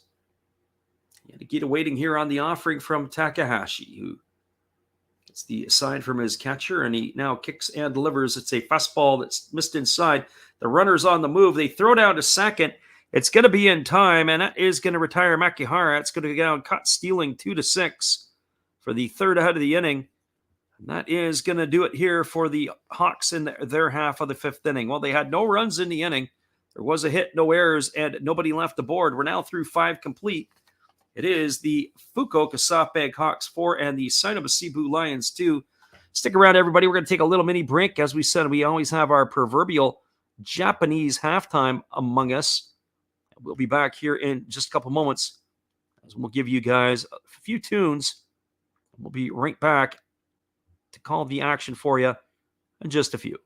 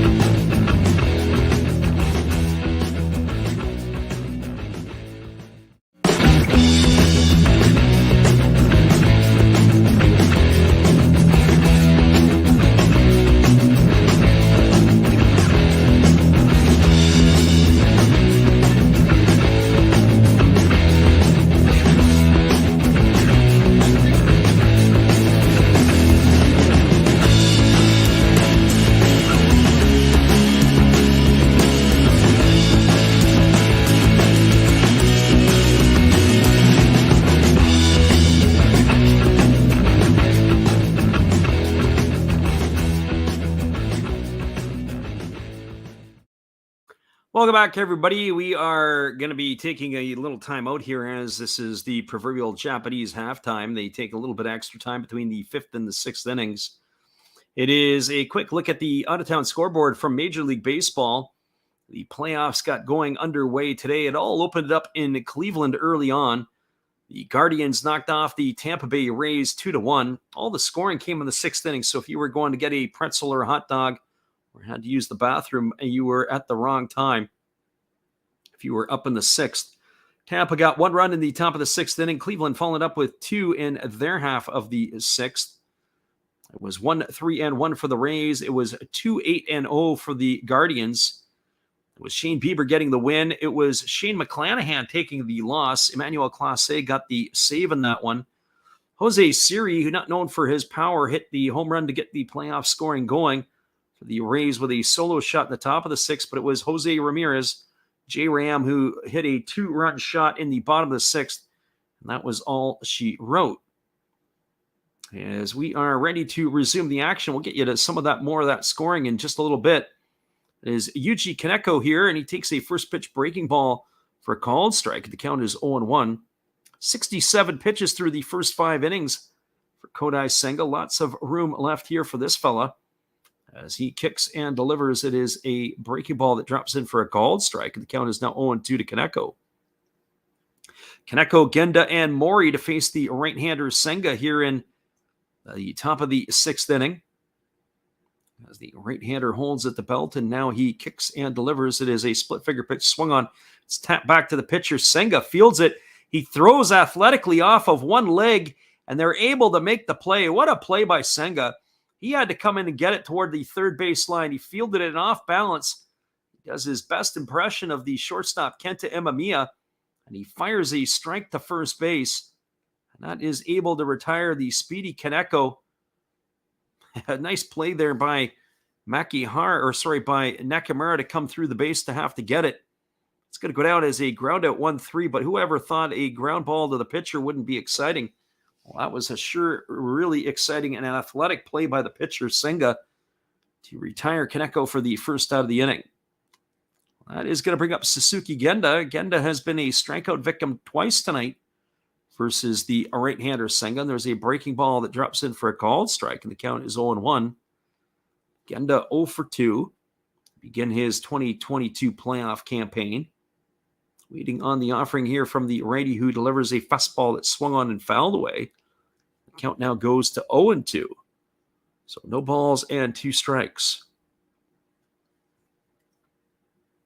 Our friend Mick, who likes to cheer for the New York Mets, took the pounding there today. We'll get you to those scores in a bit. The National League scores were eyebrow-raising for sure, as both the road teams won there in Major League Baseball. There's a fastball swung on and missed, and Genda is going to go in the books for a strikeout for the 3rd time tonight, as he is gone for out number 2, and that's going to leave it all up to the catcher, Tomoya Mori.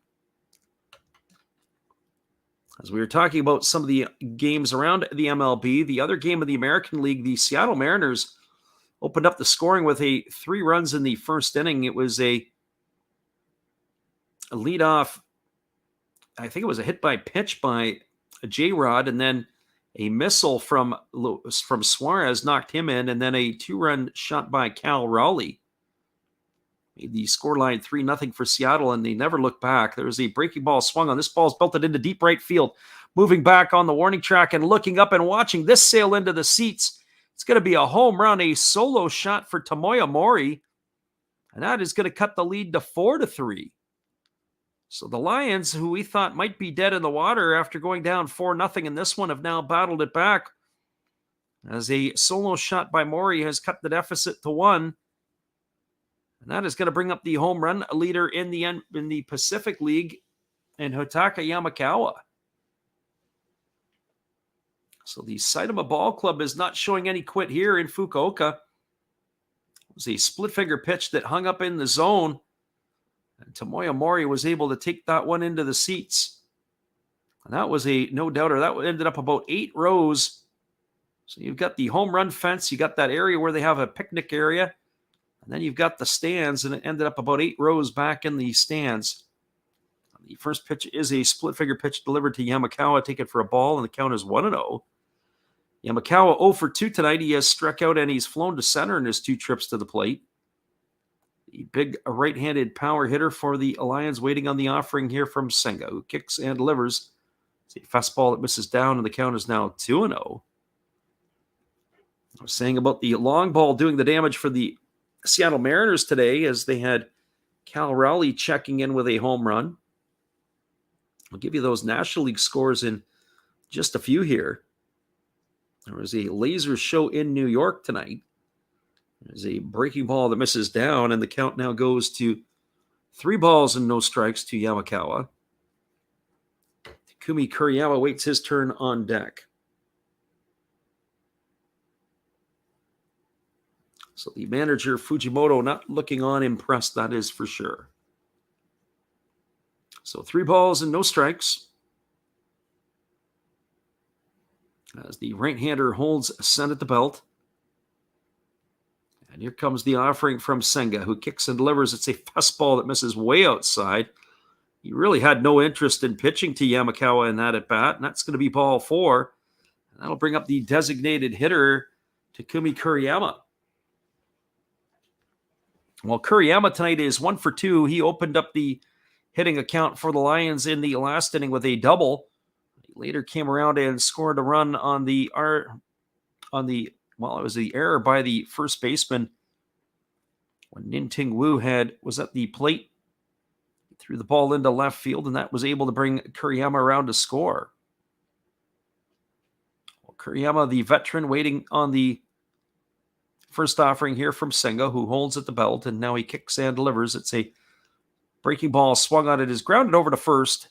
This time it's fielded cleanly by Nakamura, who steps on the bag, and that is going to do it for the 3rd out of the inning. But they get a run back to the Lions. They had a run in the inning on 1 hit. There were no errors and 1 runner left aboard. We're now through 5.5. It is the Fukuoka SoftBank Hawks 4 and the Seibu Seibu Lions 3.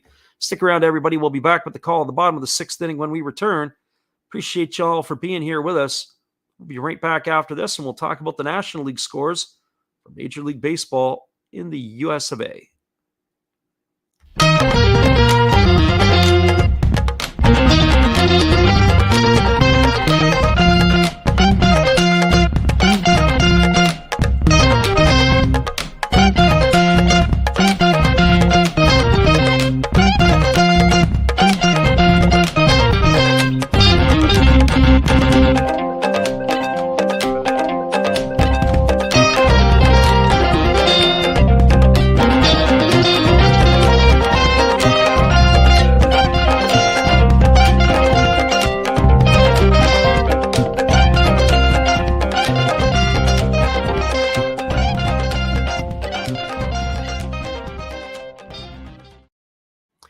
Welcome back, everybody. We're taking you through some of the MLB scores in the last half inning, and we're going to finish it off with the National League scores.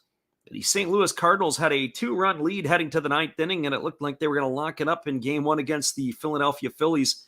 That's when everything went sideways, as the Phillies scored 6 times in the top of the 9th inning. They ended with 6 runs, 5 hits, and no errors. The Cardinals had 3-5-0. David Robertson got the win in relief for the Phils. He's 1-0 as Ryan Helsley took the loss. He drops to 0-1. Juan Yepes hit his first of the series in that one. And, of course, that was the first for everybody right across the board. The Padres knocked off the Mets 7-1 in New York. 7-8-0 for the Padres. 1-7-0 for the Mets. Yu Darvish got the win. Threw a playoff monkey off of his back. Max Scherzer took the loss. As we get ready to go back to the action here, as Tonosaki delivers a breaking ball that misses inside to Yanagita for ball 1. The count's 1-0. Yanagita was at the plate in the last half inning when Makihara was thrown out trying to steal second base.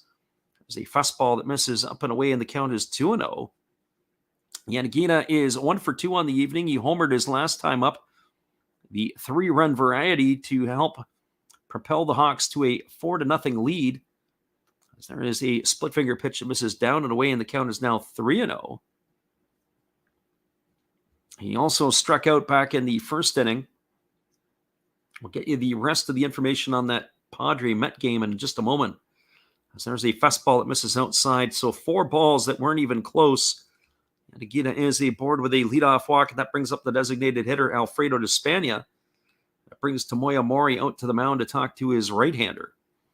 Well, the home runs in that game, the Padres smashed 4 of them.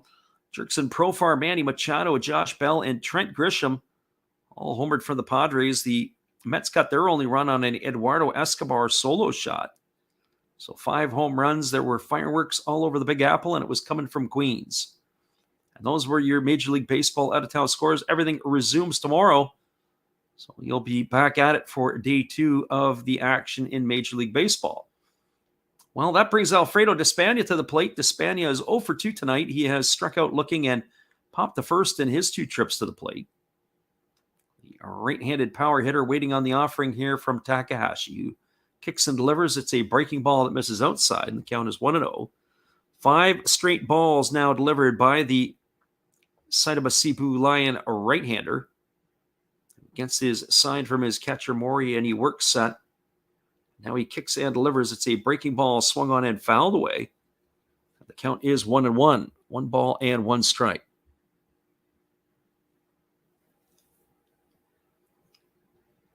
My friend Sean says the Cards collapse was something else. So did Mick, echoing that. That was an epic collapse. Not just giving up a couple of runs, giving up a 6th spot. There's a fastball swung on. It is lined right to the third baseman. And a nice catch by Ning Ting Wu. Despaigne hit that one right on the screws, right to the glove of Wu at third base, and he is retired for the first out of the inning. Wu just had to make a half step to his left, and he was able to haul that one in. That is going to bring up the first baseman, Akira Nakamura. Well, Nakamura tonight is 0 for 2. He has popped to third, and he is grounded to short. He also made an error that allowed the first run of the ball game to score. For the Seibu Lions, he takes a first pitch split finger that's over for a called strike. The count is 0-1. So no balls and 1 strike to Nakamura. Nakamura batting from the left side against the right-handed throwing Takahashi. Comes the 90th pitch of the ball game. It is a fastball that just misses down and away, and the count is now 1-1. As we said, we will be back up for these same 2 teams again tomorrow night. And then depending on the outcome of that one will dictate what is going to happen on Sunday, whether we come back for game 3 or possibly maybe bounce over to the Central League and call that one. As there's a fastball swung on and fouled away, and the count is now 1-2 to Nakamura. Nakamura will be followed by the shortstop Kenta Imamiya should he be able to stay out of a double play. Here comes the 1-2 pitch. As the right-hander holds set, and now he kicks and he fires. It is a breaking ball swung on. It is lifted into left field, coming in hard on it and making the catch as the left fielder Kaneko, and that's going to retire Nakamura. The second out of the inning, so that's going to leave it all up to the shortstop, Kenta Imamiya. One of the things that raised my eyebrow was the fact that the Cardinals were going to start Jose Quintana. They had acquired from the Pirates in a midseason or a trade deadline trade. Quintana and both Jordan Montgomery had pitched outstanding for the Cardinals. And I didn't know if Quintana had anything left in him after he had bounced around a little bit after his time with the Los Angeles Angels. And there's a fastball swung on. This ball is lined into right field. It's going to get down for a base hit. Digging around second and heading to third is Yanagita. That's going to be a base hit single for Imamiya. 2 gone here. They've got runners on the corners with 2 gone, and that's going to bring up the left fielder, Tetsuro Yanagamachi. Well, Yanagamachi tonight is 0 for 1. He flew to center, and he's walked in his 2 trips to the plate.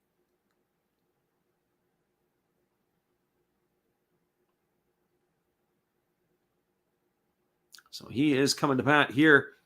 Be kind of curious to see what they're thinking about doing. They do have a conference on the mound as the pitching coach has come out to talk to the right-hander Takahashi. Probably also talking about the first and third situation that's going to be applied here. Runners on the corners with at first and third.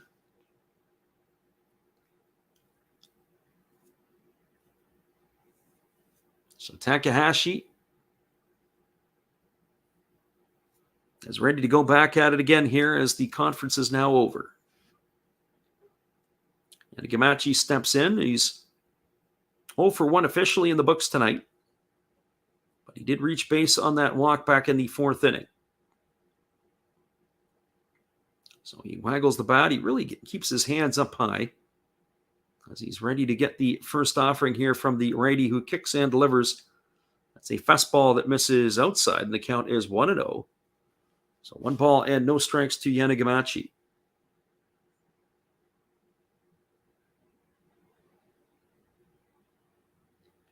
Yanagamachi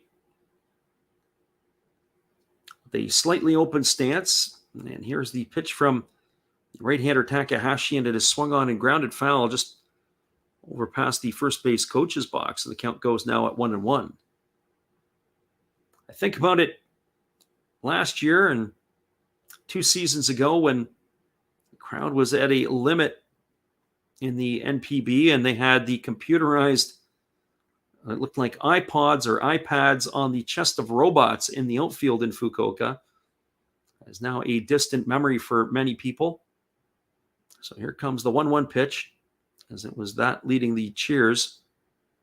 Stepping off the backside of the mound is the right-hander Takahashi, and we're going to do this all over again. So 1 ball and 1 strike. My friend Mick says, listening on the phone and watching Australian basketball on YouTube. Sounds like you in the living room would be hanging out. There's a fastball taken for a called strike. The count is 1-2. I know that there's been a lot of talk about the potential number 1 pick in the NBA draft for 2023, Victor Wembanyama, the 7'3" Frenchman with the huge wingspan, is looking like he is adding up to be the number 1 pick in the 2023 NBA draft. So 1 ball and 2 strikes it is to Yanagamachi, as the right-hander ready to face the left-handed hitter, as Takahashi ready to face the left-handed hitting Yanagamachi. And there's a fastball swung on and fouled away, and the count remains at 1-2. It'll be Yukio Shudo who waits his turn on deck if Yanagamachi can keep the conga line going. 97 pitches so far for Kona Takahashi. One would have to think that he is getting near the end of his line. Well, maybe with the way this game plays out, they may want to run him for the 7th inning.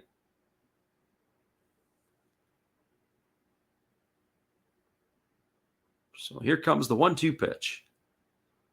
And now again stepping out is Yanagamachi, and right-hander Takahashi has to reset himself. We're going to do this again.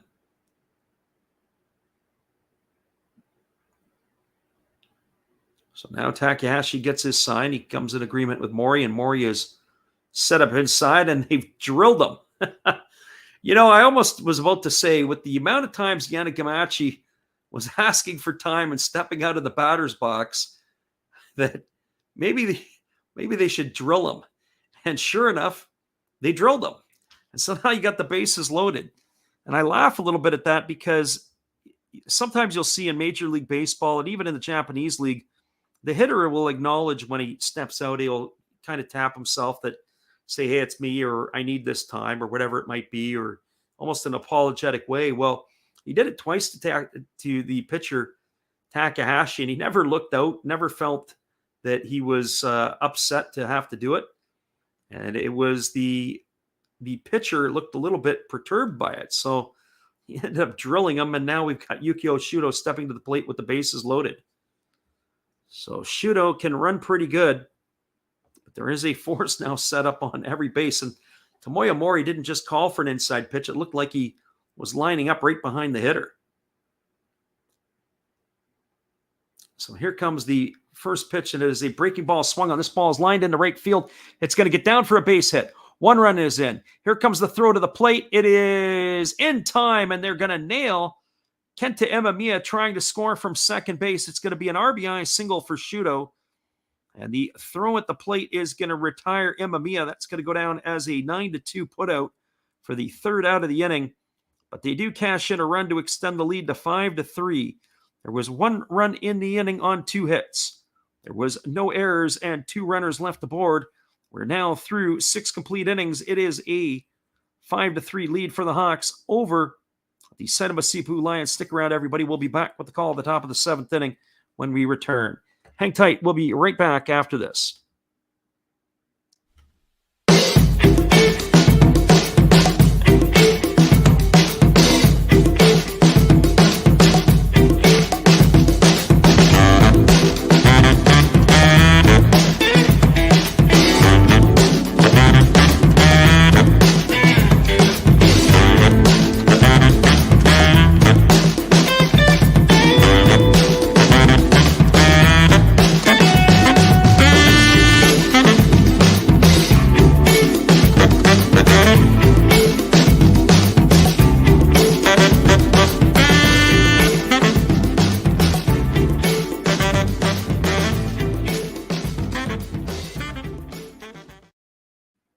Welcome back, everybody. We're moving to the top of the 7th inning. It is going to be Shuta Tonosaki, Ning-Ting Wu, and Ito to come to bat to face Kodai Senga. Some action there to end that last half inning. As with the bases loaded, Yukio Shudo delivers with a RBI single. He almost got himself another one, but Kenta Imamiya was thrown out at the plate. A great throw by the right fielder, Ito. The throw was on the money and in time to be able to retire the runner trying to score from second base.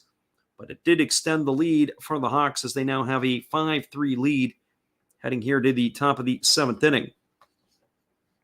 Well, it's going to be Tonosaki, Wu, and Ito to get things going against the right-hander Senga as he is back out for his 7th inning of work. And the way that he has pitched, I wouldn't be surprised that he might even get the ball in the 8th inning. He has been that good.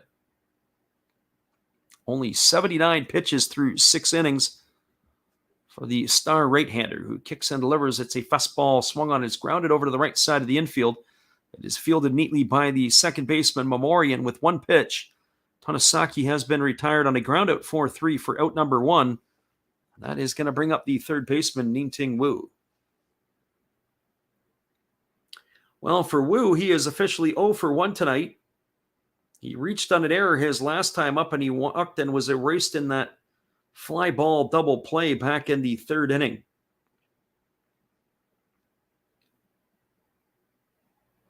Fred, the living room says he just needs a VPN. And here comes the first pitch. It is a fastball. Take it for a called strike, and the count is 0-1. Either that or you need to get a fire stick and then just jailbreak it, and as you see on YouTube all the time. So here comes the 0-1 pitch. And there's a fastball swung on and fouled away. And the count is now 0-2. So no balls and 2 strikes to Ning-Ting Wu. I understand that the North Koreans have some interesting rules in their basketball. I think that if I've heard this correctly, I think 3-pointers are actually worth 4. And slam dunks are worth 3 points in the Korean League. I'm kind of curious to know how many dunkers there are in the Korean League. That is for sure. But they have some different types of rules. And I think that's probably because Dennis Rodman probably went over and had a conversation with their leader. Said, hey, why don't you try some of these things out? But they do like their basketball in North Korea.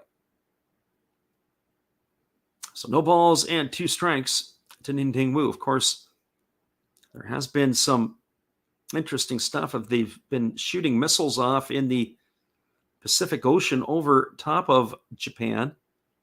I know I saw a couple of people were saying that in the Hokkaido region, there was a North Korean missile that had flown very, very close. They actually had alerts go off in that part of Japan about an incoming missile.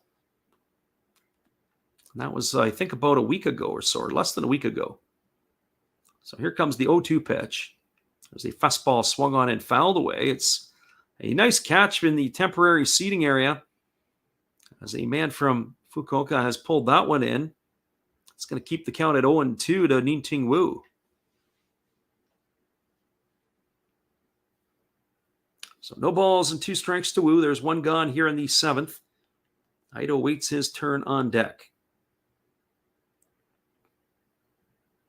So the right-hander Senga works from the belt. Now he kicks and delivers. It is a breaking ball. Take it for a called 3rd strike.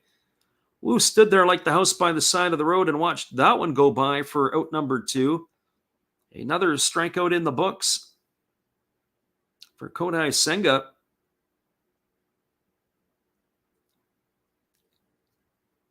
If my math is correct, that is strikeout number 10 for the Fukuoka right-hander, and that's exactly what it is. He's got double digits on the evening. That is going to leave it all up to the right fielder, Ito. Well, for Ito tonight, he's officially 0 for 1. He struck out and had a great sacrifice fly back in the 5th inning. There's a split finger pitch that misses down for ball 1. The count is 1-0. But his defensive play in the last half inning, throwing Kenta Imamiya out from right field to end the 6th inning, it's going to go down as one of the highlights of the ball game. He doesn't make that play, and if Imamiya scores, then we know it is going to be a problem for sure, because the Hawks may still be batting at that point. Yes, there's a breaking ball that misses down, and the count is 2-0. So 2 balls and no strikes. And here's the pitch. It is a breaking ball that catches the outside corner, and the count is now 2-1.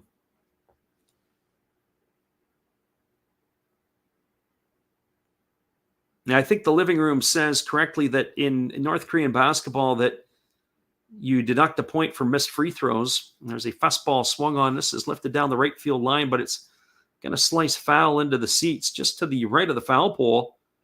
Ito sent that one for a ride, but if he straightened it out, it would have been probably would have had the distance and the juice to get into the seats straight away in fair territory for a home run. But not so much there. So 2 balls and 2 strikes. The Detroit Pistons are something to watch, as our friend Big D says in the chat room. That is for sure. Something to get excited about in the Motor City. It's been a few years. Here's the 2-2 pitch. There's a split finger pitch swung on and grounded foul over on the third base side, just past the third base coach's box. So 2 balls and 2 strikes. Certainly the teams in Detroit, like the Lions, not a lot to get excited about that group. Tigers, at least they didn't lose 100 this year. And then, of course, you've got all kinds of other stuff that's gone on. There's a breaking ball that misses upstairs. And the count is now 3-2. Ito has been dusted off as he's been sent into the dirt. That was a breaking ball. I think he went down like a house of cards. It was maybe more theatrical than what it should have been.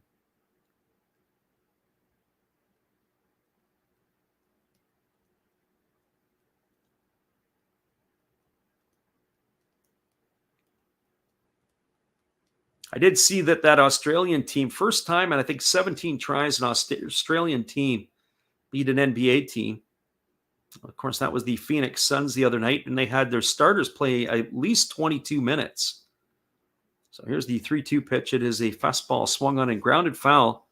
Again, over into the temporary seating on the left field line. The count remains at 3-2 to Ito. Not a good look for the Phoenix Suns. Their owner has been a problem, and over the last couple of years, I understand he's going to be selling the team now. Then you go out, you lose to an Australian basketball club. Next thing you know, Ben Simmons is going to start making 3-pointers. So here comes the 3-2 pitch. As Senga holds at the belt, and now he kicks, and he delivers. It's a breaking ball that misses upstairs. That's going to be ball 4, as Ito is aboard with a base on balls.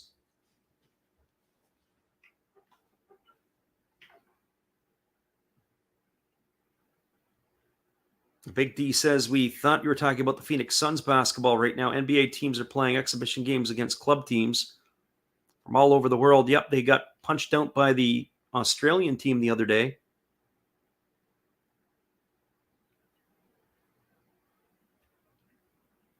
Interesting to see nonetheless. I like that idea in the preseason that you can bring over some of these European teams, or some of the NBA teams go over to Europe. It's a great way to be able to promote the sport globally. And here comes the first offering, and it is again fouled away, and again Takuya Kai takes the brunt of it. That's the second time tonight he's taken a foul ball. This one, it looks like it got him in the family jewels. Ball was fouled right off into the catcher, Kai. Well, that serves you right. No, it wasn't. Looked like it got him on the top of the thigh. That is going to be no balls and 1 strike to Suzuki. Big D asked the question, did they play? Yeah, CP3 and Booker played. I don't know about DeAndre Ayton in that game. But Booker and CP3, all the starters played at least 22 minutes in that matchup. So that was interesting to see. I have to go back and take a look at the stuff as we wait on the injury here to Kai as he's being attended to. Friend Mick says that Portland won by 30 against some European team the other day. I always used to laugh if the NBA players, they weren't good enough to play in the NBA or a fringe NBA guy. It was usually Maccabi Tel Aviv where they ended up playing in Israel. Lots of good basketball players had gone through Maccabi Tel Aviv. Here's the 0-1 pitch as it is a breaking ball that misses outside to Suzuki. The count is 1-1. Suzuki is 0 for 2 tonight. He has hit into a double play and he has struck out his 2 trips to the plate.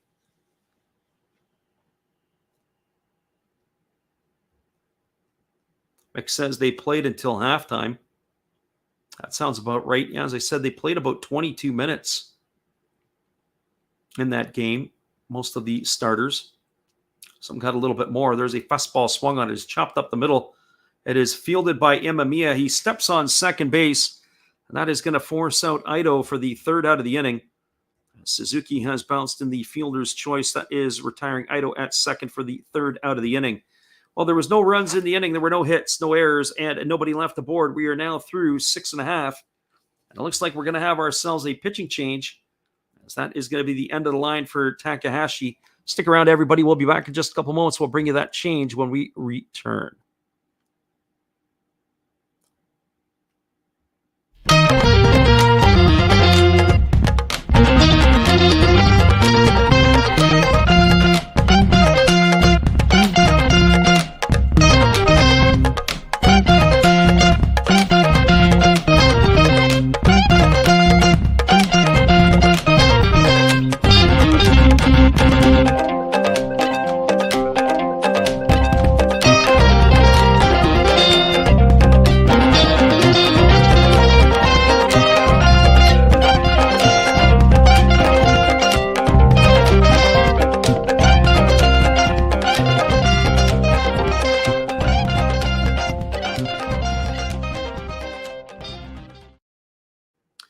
Welcome back, everybody. A quick look at the out-of-town scoreboard, and the Hanshin Tigers scored 2 runs in the top of the 5th inning. They have a 2-0 lead over the Yokohama Dana Bay Stars. The Bay Stars are batting in the bottom of the 6th. 2-7-0 for the Tigers, 0-4-0 for the Bay Stars. So the Tigers, who are the 3 seed in that series, have opened up the scoring in that one there. It was Koji Chikamoto who had knocked in both the runs. He is 3 for 3 in that one. He's got himself all 3 singles. Chikamoto is in the ball game there. He knocked in both the pitcher Ayagi, who had a single earlier, and he also knocked in the shortstop Nakano. Both of those were able to cross the plate. So that is where they stand.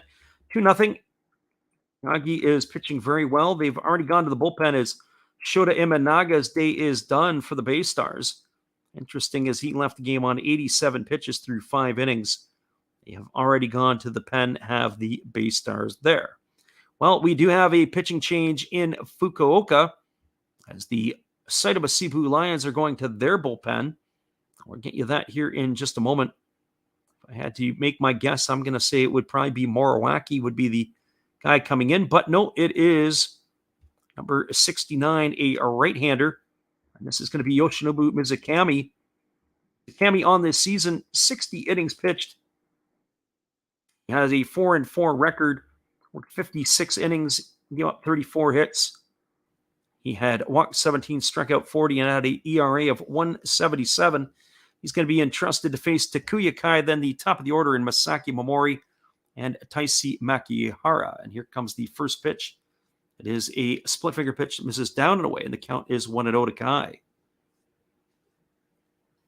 So Mizukami on in relief of Kona Takahashi. So a right-hander follows a right-hander in the pitching parade.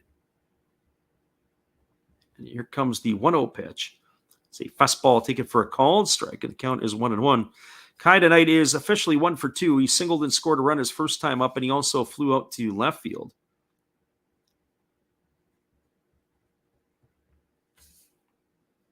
So 1 ball and 1 strike to the right-handed hitting catcher for the Hawks. He's waiting here on the offering from Mizukami. There is a split finger that misses down, and the count is now 2-1.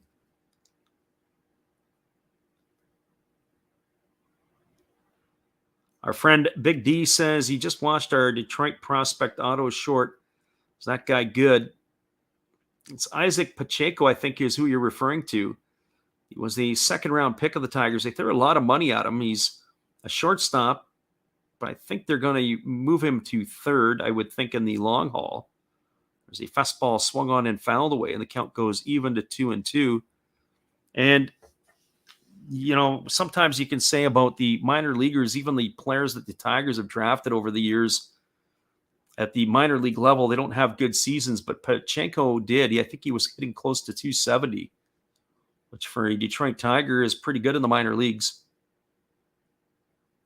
So, yeah, that's the one that you want to have. That's the one you want to keep an eye on. So here comes the 2-2 pitch. There's a fastball swung on, and it's line foul. It's going to reach the seats down the right field line, and the count remains at 2-2.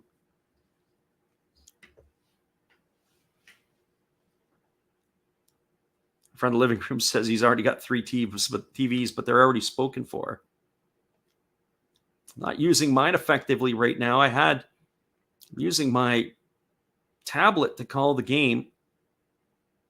When I used the tablet before, I had it running through the television and just so many other things that were going on, and it's just easier to work it this way. Here's the pitch. It is a breaking ball swung on. It is popped up into shallow right center field. And coming in on it is going to be the center fielder, Suzuki, who makes the catch. And Takuya Kai is retired for the first out of the inning. Our friend Alexander asked the question. He goes, I wonder what they're doing with Mizukami here. Yeah, that's a good question. I don't know. I would not have thought maybe that he would have been the one that they would have went to in relief. Sometimes we see Moriwaki come in this situation. But Moriwaki would have had to go a full inning. Sometimes we see him come in the middle of an inning. Friend Mick says that's why he's using the phone for me and TV for YouTube. As here comes the pitch. It is a split finger pitch swung on and missed, and the count is quickly 0-1 to Momori. So no balls and 1 strike. Momori tonight is 1 for 3. He's got a double and an RBI. He's also scored a run. He's popped to second, and he's grounded to second.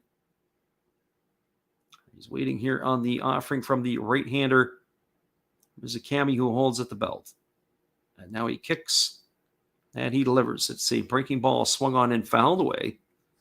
The count is 0-2. So no balls and 2 strikes to Momori.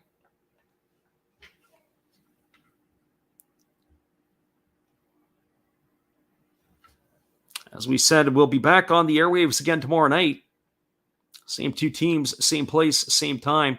We put 9 o'clock on ours, but it's actually a 10 o'clock first pitch Pacific time, or 1 a.m. Eastern if you are awake on the East Coast. As here comes the 0-2 offering. As is the fastball swung on, and it is grounded into the seats over on the third base side, and the count remains at 0-2. Balls and 2 strikes.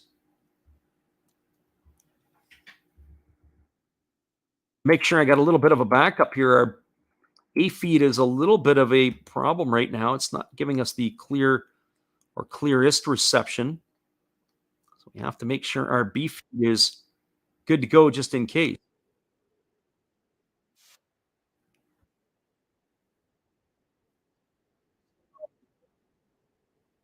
fielded by Genda over to first, and that is going to retire Mamori.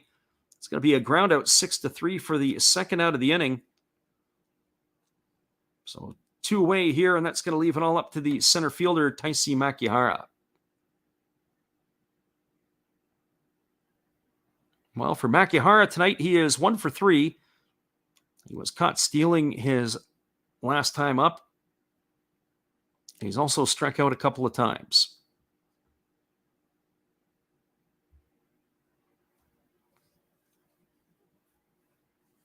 So Makihara bats here with two away in the bottom of the seventh inning, and the right-hander Zakami kicks and delivers. It is a fastball swung on and missed. The count is 0-1.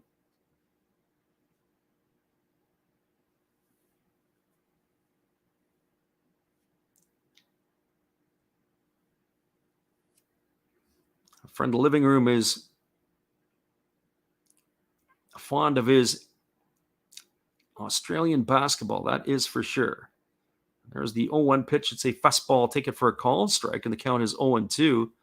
Balls and 2 strikes. I can say that when I moved out to the West Coast, I watched a lot of NRL. That's the New Zealand Rugby League. Used to be getting a lot of live stuff on our TV. And I also watched Aussie Rules football. That was pretty much a regular feature. Well, then they went to women's AFL, as there's a fastball that just misses inside, and that's going to run the count to 1-2. And they took the NRL off the TV, and so when that happened, I've been very impressed. I can't say that I would watch women's AFL Aussie Rules football. I'm sure it's probably good in its own right, but not that I care to indulge in that activity. And then on the other side of the coin, watching the NRL, that was off the screens as well. So late night television, live TV has to change a little bit. So we're watching the Japanese stuff, and I prefer this a lot better. There's a breaking ball that is swung on. It is lifted into shallow center field. It's going to get down for a base hit, as Makihara is aboard with a single that is with 2 away here, and that's going to bring up the right fielder, Yuki Yanagita.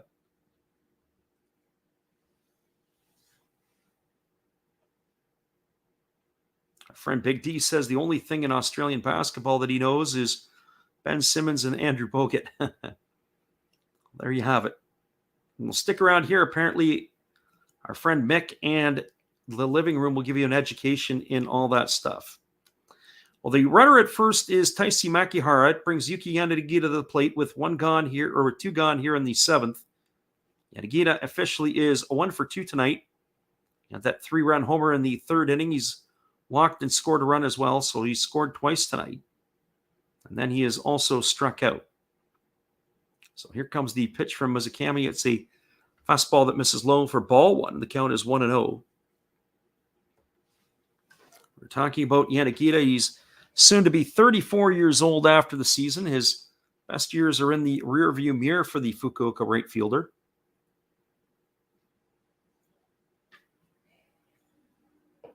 As he waits at the plate here on the offering from Mizukami. He checks the runner over at first base, and he holds at the belt.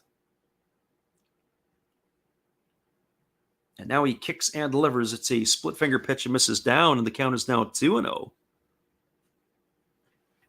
Mizukami is one of those guys who really explodes quickly toward the plate. Some guys are slow in their delivery. Some guys are methodical. Some guys like to have a little bit of a shimmy. Of course, there is a runner on here. One thing I'd like to know is I see that Yanagita is swinging a bat that looks like it has a Under Armour logo on it. I don't know if I've ever seen Under Armour selling bats in North America. I'd be curious if that's exactly what that is. And if they are marketing baseball bats in Japan. There's a fastball swung on and missed. And the count is 2-1. I've noticed it before, but it was omnipresent there as they were focused in on Yanagita. That was a nice 2-seam fastball, by the way, by the right-hander Mizukami. That ball had some arm side run. It ran away from the hitter Yanagita.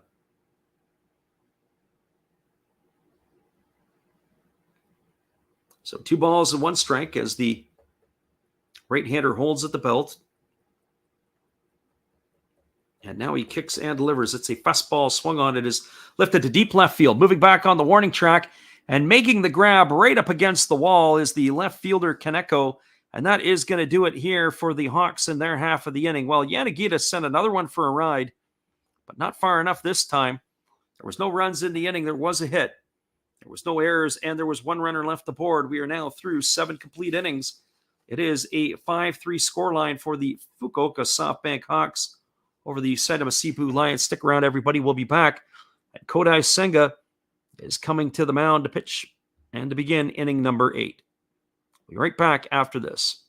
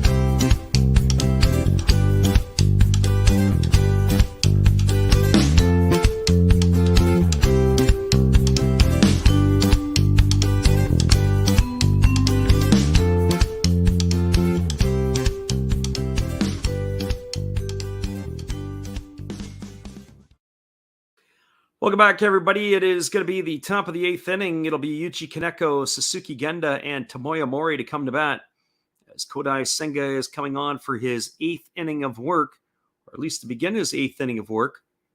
So he is going to be working here against the top of the order. Curious to see the first few times. They do have a substitute in left field. As Yanagamachi is done, I have to pick up the number of the left fielder and who that would be, as we are missing that a little bit there. I have to see what it is for the Fukuoka SoftBank Hawks, and we'll get you that in the next half inning as they come to bat. As Yanagamachi is done for the evening. I definitely know it is not Yerizabel Graciel, as he is a little bit different when he houses out there. There's the breaking ball that misses outside for ball one. The count is 1-0. Kaneko tonight, officially 0 for 3. He is grounded to the pitcher, he's grounded to short, and he has lined to third. His 3 trips to the plate. As the right-hander works and delivers, it is a breaking ball swung on and missed. The count is now 1 ball and 1 strike. I'd be really curious to see Kodai Senga, how he will survive in Major League Baseball. He really, from what I could tell, is a 3-pitch pitcher. He's got a 4-seam fastball. He's got a split finger pitch, and he's got a breaking ball.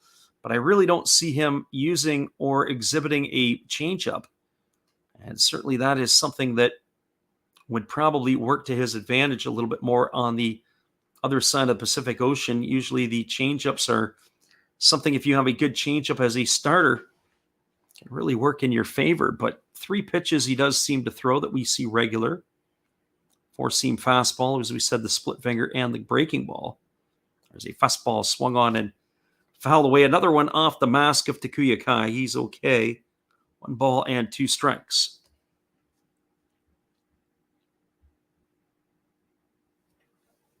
Our friend in the living room is still putting a vote in for his friend Rio.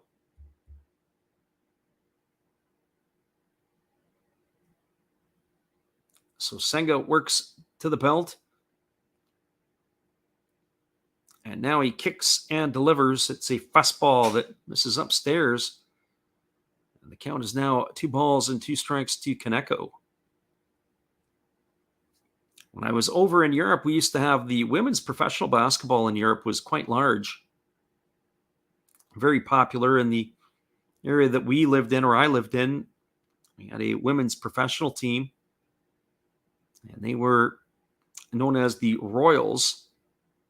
And they were the Polka champions, which was the cup champion in Germany. But they used to get quite a bit of a crowd, surprisingly. There's a Split finger pitch that swung on it. It's bounced over to second. It is fielded by the second baseman, Momori, but he throws it away at first. Another careless play defensively by the Hawks tonight. Uncharacteristically, that's going to go down. They're giving a hit to Kaneko. I'm not so sure about that one. I want to see that again. I think if Momori fields it as he fielded it cleanly, if he makes a decent throw, yeah, it's not an easy play. But we're watching that again. Oh, I don't like the scoring on that one. That play's got to be made. Not only was it an amateur play defensively, it's an amateur scoring decision by the official scorer. That, to me, is an error all day long, but they're going to give him a single. That's how we're going to record it in our books. That was the 100th pitch of the ball game for Kodai Senga. So he was at 95 through the first 7. So I definitely don't like the scoring decision on that one. That one was definitely, in my opinion, an error. That's a hometown scoring decision by Fukuoka. So here comes the first pitch to Suzuki Genda. It's a breaking ball that misses up and away, and the count is 1-0. Genda tonight, he's got the hat trick. He's struck out all 3 times he's come to the plate.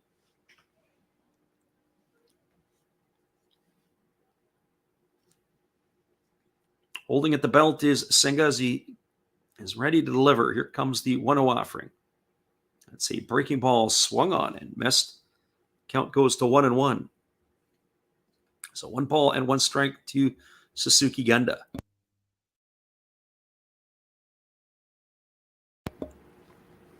Genda will be followed by the catcher Tomoya Mori, who waits his turn on deck.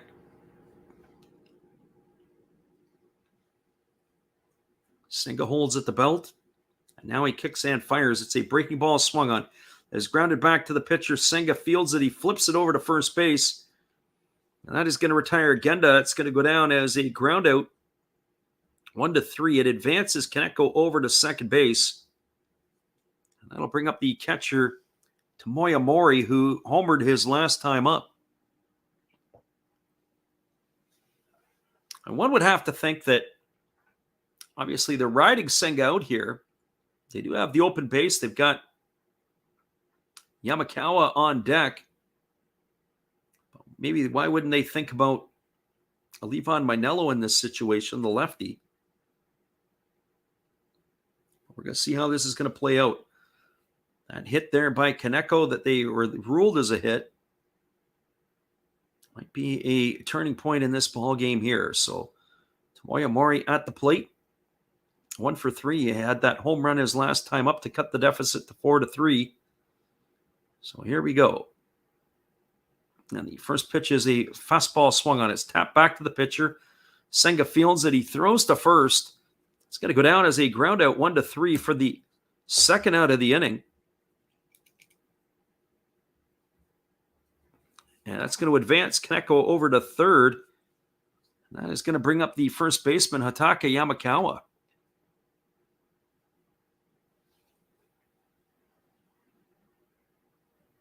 Mick says every time he watches Japanese or Korean basketball, women take up the majority of the audience.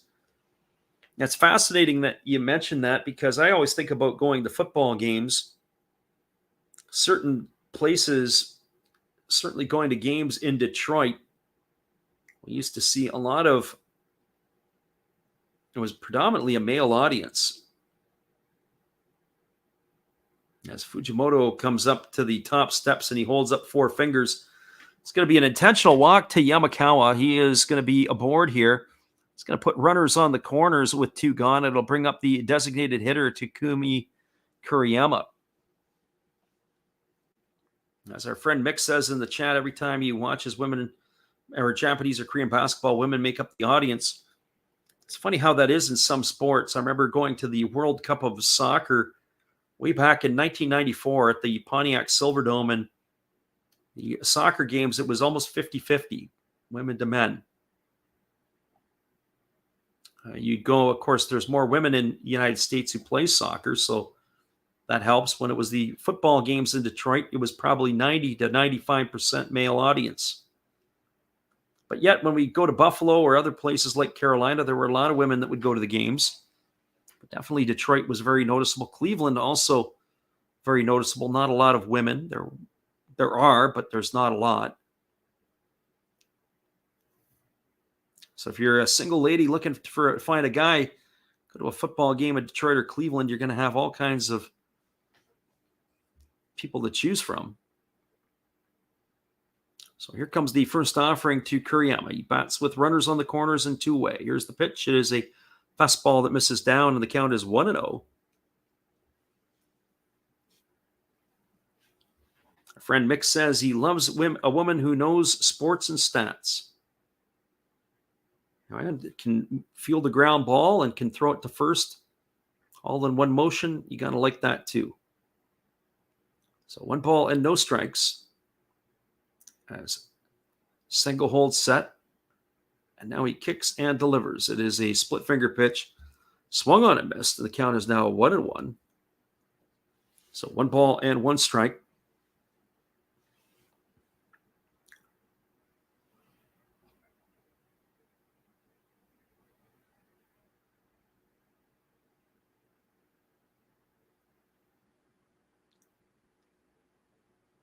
So Senga, again, getting the sign from his catcher, Takuya Kai. He works from the belt.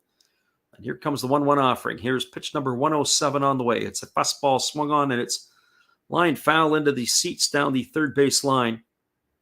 Runs the count now to 1-2 on Kuriyama.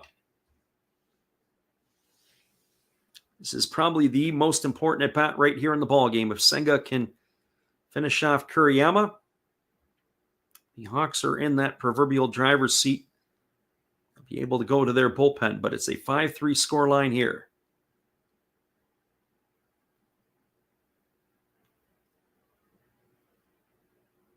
Our friend in the living room says that he dates women who can hit 450 feet dongs with a mouthful of chew. Well, I remember once upon a time I knew a gal at university who dipped more than some of the guys I knew. Comes a 1-2 pitch, and it's again, the hitter has stepped off, and Senga has stopped off the backside, waiting for Kuriyama to get himself set. So 1 ball and 2 strikes it is.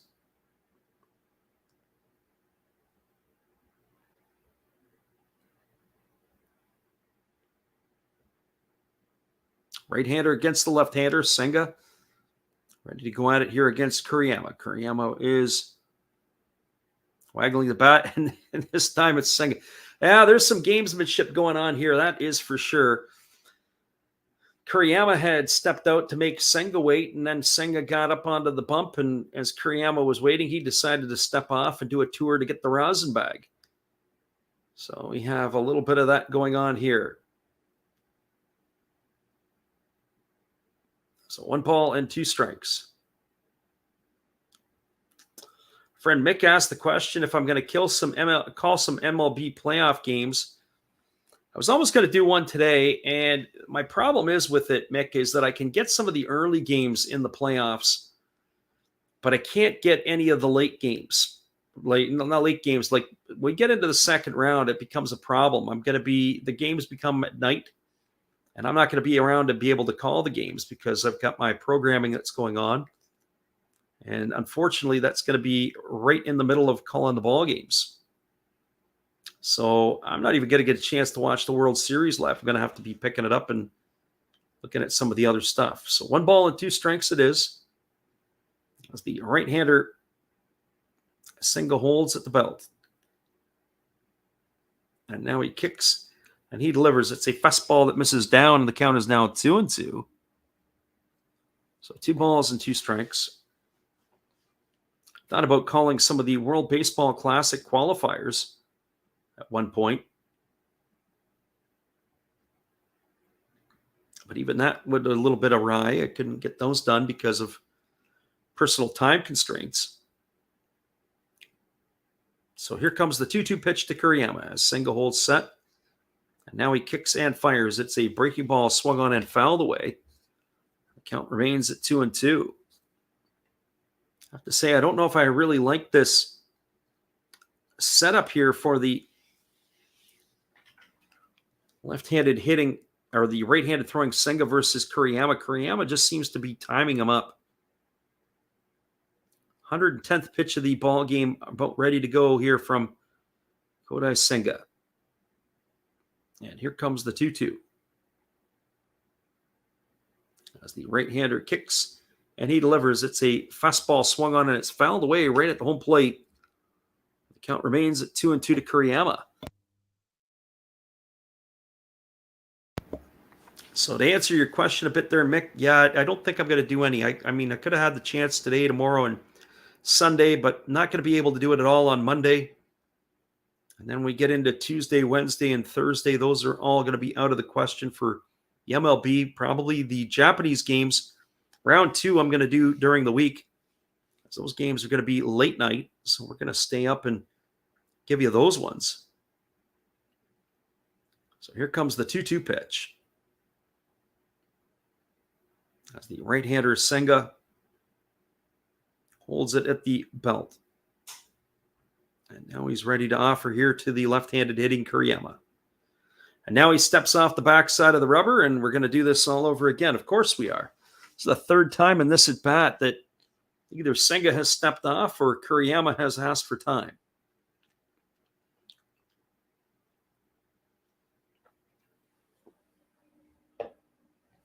This is going to be one of the longest at-bats of the evening, and it's not even at a full count yet. And it's certainly not because they fouled off a pile of pitches.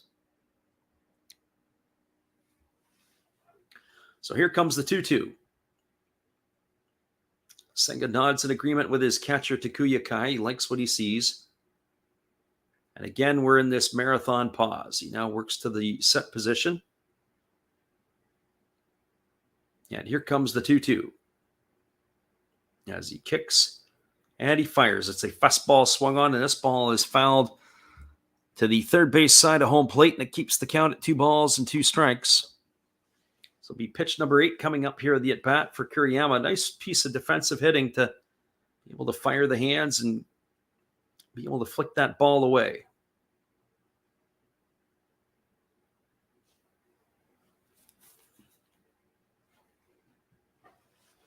So here comes the 2-2 pitch. As we wait once again, Senga is almost in a rain delay mode here as he's facing the left-handed hitting Kuriyama. Kuriyama steps in, he's waggling the bat. I think the 20-second shot clock or pitch clock that's going to go into Major League Baseball would have exhausted all opportunities at this point. So here comes the 2-2. Right-hander holds at the belt.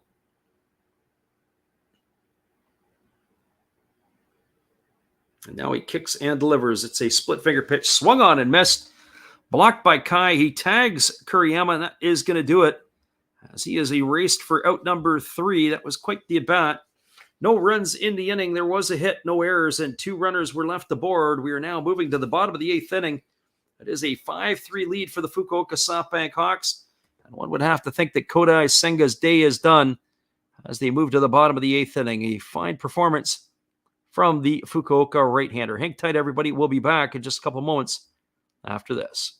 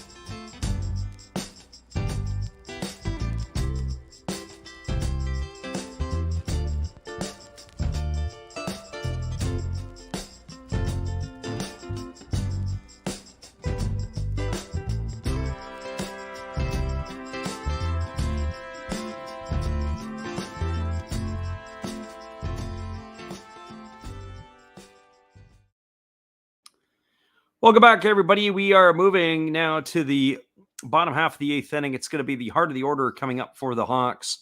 Means Alfredo Despania, Kira Nakamura, and Kenta Imamiya to face the Saitama Seibu Lions relief corps. It looks like the night is over for Kodai Senga as he was getting congratulations from his defensive other players and as well as the coaching staff as he's making his way down the tunnel. So Fujimoto is definitely pleased about that. We do have a pitching change as the Lions have gone to the bullpen, and it looks like I'll have to do a double check, but it looks like it's going to be Bert Smith. That's exactly who it is who's coming on in relief here. Bert Smith, third pitcher used tonight by the Saitama Seibu Lions. The American right-hander worked 20 ball games this year. He had a 1-0 record. He'd worked in 38 and a third innings, allowed 30 hits, 14 walks, and struck out 37 and had an ERA of 3.29. So Birch Smith, the third pitcher used tonight by the Hawks in this one. So Smith to face Alfredo Despania as he rocks into the motion and delivers a first pitch fastball. This is upstairs for ball one, and the count is 1-0. That first pitch was at 96 miles an hour. So they're moving up the food chain with the velocity a little bit now. Birch Smith in the ball game. There is a fastball that is swung on and missed. The count now goes even to 1-1. So 1 ball and 1 strike it is.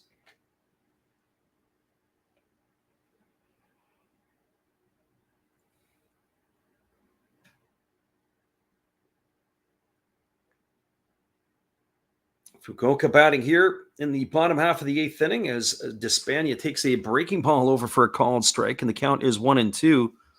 Despania in the evening is 0 for 3 tonight. He struck out looking. He popped to first, and he had popped to the shortstop, or checked out the third baseman in his last trip up. There's a fastball swung on. This is going to reach the seats behind home plate. That last pitch was a 97-mile-an-hour fastball from Bert Smith. So 1 ball and 2 strikes.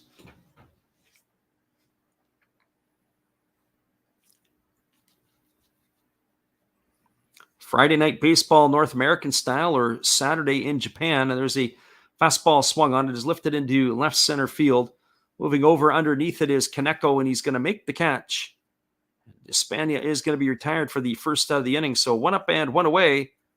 That's going to bring up the first baseman, Akira Nakamura.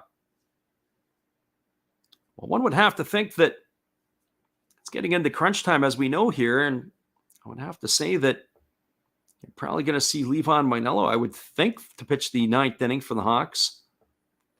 So as long as keep this game close here, it's not exactly the heart of the order coming up for the Lions either. It's going to be the bottom 4 hitters. The first pitch is a fastball taken for a called strike, and the count is 0-1 to Nakamura. So no balls and 1 strike. Right-hander Smith rocks into the motion and delivers. It's a fastball swung on and fouled away, and the count is now 0-2. So no balls and 2 strikes.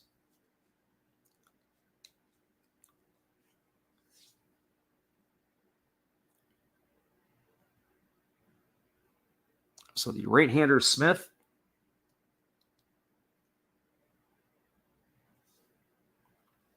ready to go to work here as he rocks into the motion and delivers. It's a fastball swung on. It is popped up over on the first base side. Yamakawa camps out underneath it. He makes the grab. That's going to retire Nakamura for the second out of the inning. So 2 up and 2 away here in the 8th. It's going to leave it all up to the shortstop, Kenta Imamiya.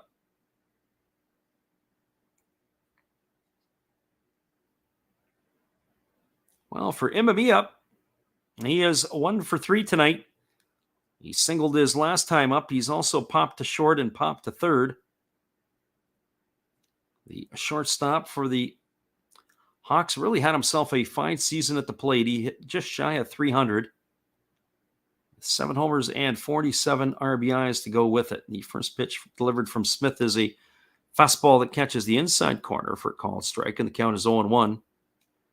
Just a reminder, after the game is over, we'll give you the full recap of this one and check in on what's going on in that other ball game over in the Central League as the breaking ball misses down and away and the count is 1-1. Isabel Graciel has moved into the on-deck circle should they be able to come to bat in this inning. There's a fastball swung on and fouled away, and the count is 1-2. So 1 ball and 2 strikes.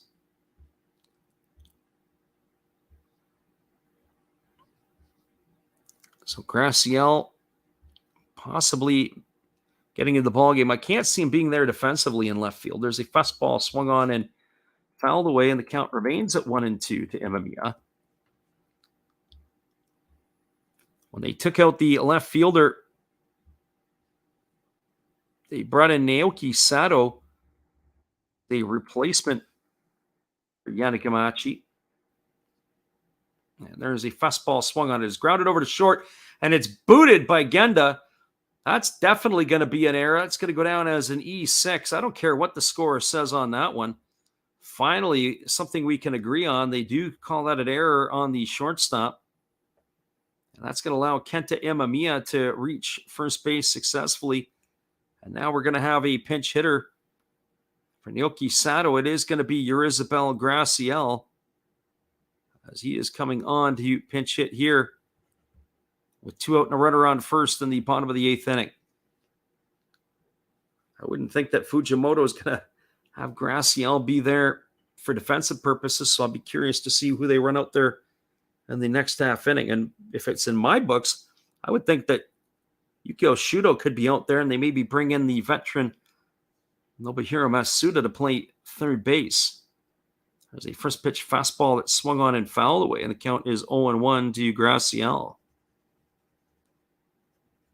As you may or may not recall, Yannick Amachi was hit by a pitch his last time up.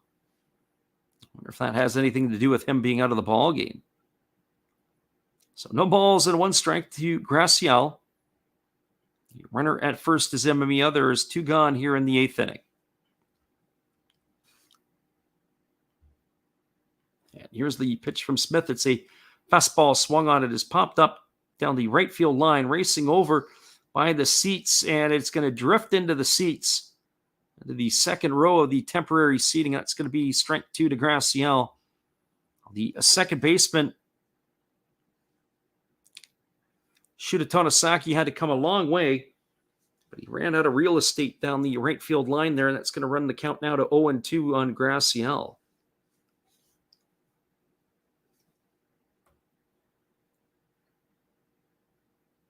Should Graciel reach, it'll be Yukio Shudo. We'll wait his turn on deck. There's a fastball swung on and fouled away, and the count is now 0-2. That last pitch was at 98 miles an hour from Birch Smith. Birch Smith has come in. He's throwing bullets, and he's throwing strikes.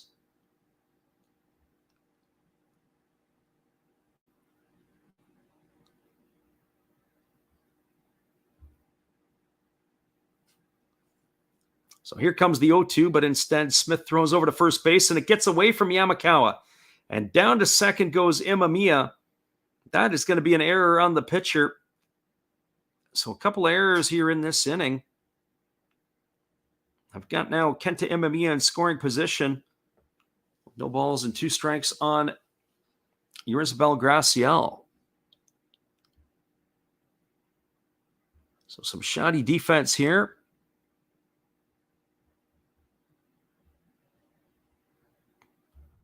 The right-hander, Birch Smith. I need to go back at it again here against the right-handed hitting Graciel. Cuban waits on the offering. Here's a fastball swung on, and it's lifted foul down the right field line. The count remains at 0-2. A 2-run cushion right now for the Fukuoka Ball Club. They're looking to add to their lead.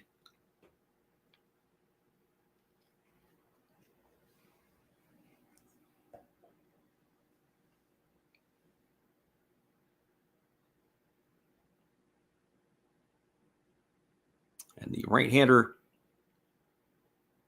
wants to get himself another baseball here.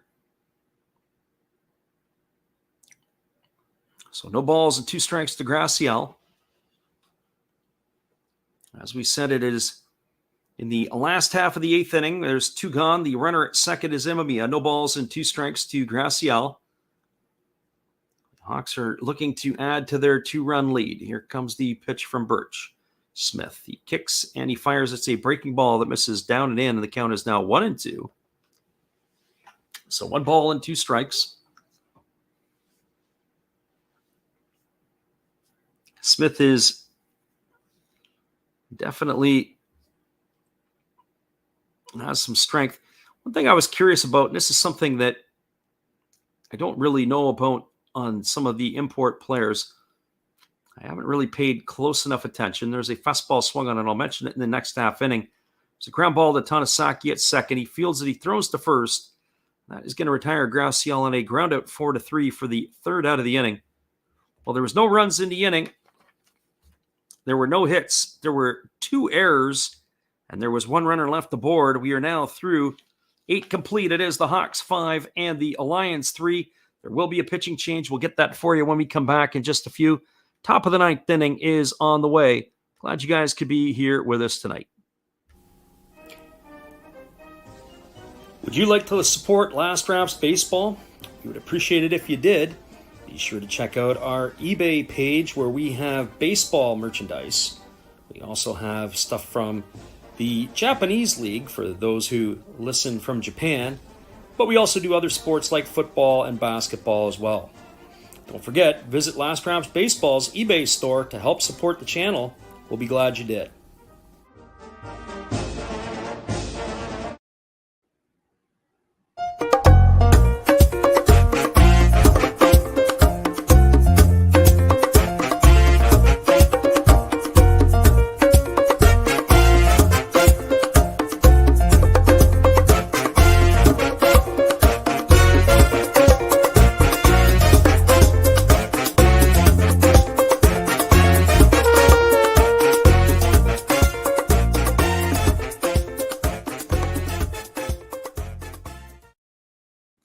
Welcome back, everybody. It is going to be a pitching change, and it is going to be the left-hander Livan Manello coming into the ball game. Manello is going to be the second pitcher used. Of course, it was Kodai Senga, the ace, going 8 innings. Manello had 53 ball games he appeared in this year. He had a 1-1 record.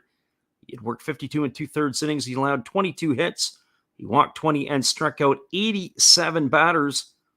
Pitched to an ERA of 1.03, so he's got a different look for the playoffs as he has let his hair down, so to speak.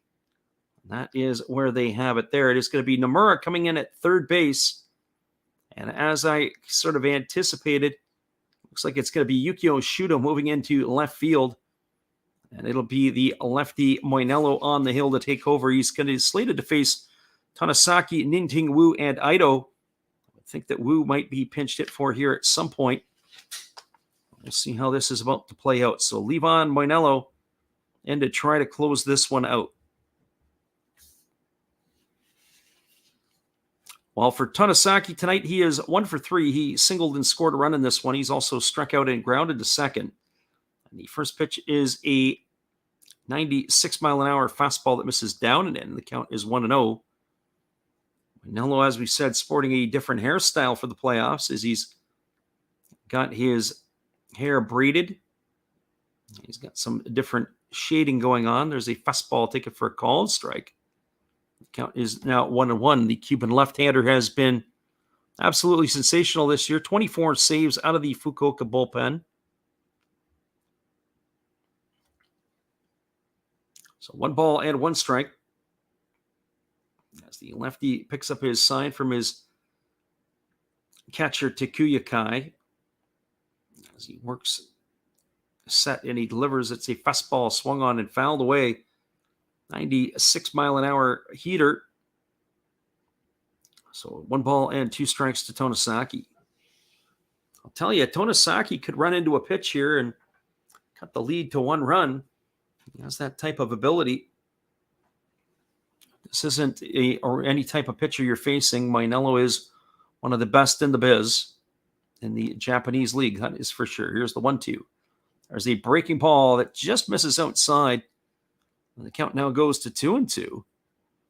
So 2 balls and 2 strikes. As we mentioned, we'll be wrapping up after this one with the look at the out-of-town scoreboard, but really nothing has changed since the last time we took a look at it. Amazing. Both of these games started at the same time. This one's in the top of the ninth, and the other one's in the bottom of the eighth still. There's a fastball swung on it, is grounded over to second. Throw over to first, and that is going to retire Shuta Tonosaki. Actually, that ball there thought it was going to be ruled as a one hopper, but looks like he did catch it, so they ruled it as the out. They threw it over to first base. It's going to go down as a line out to 4 for the first out of the inning, and that's going to bring up the third baseman, Ning-Ting Wu. Wu tonight is officially 0 for 2. He's reached on an error, and he has struck out looking as he swings through a first pitch breaking ball for strike number 1, and the count is 0-1. Wu also walked and was erased in a double play back in the third inning, so 0 for 2 tonight. So here comes the 0-1 offering from Moinello. He kicks and delivers. It's a fastball that misses outside. The count is 1-1. Levon Moinello looks unhittable here tonight. He's got some electric stuff.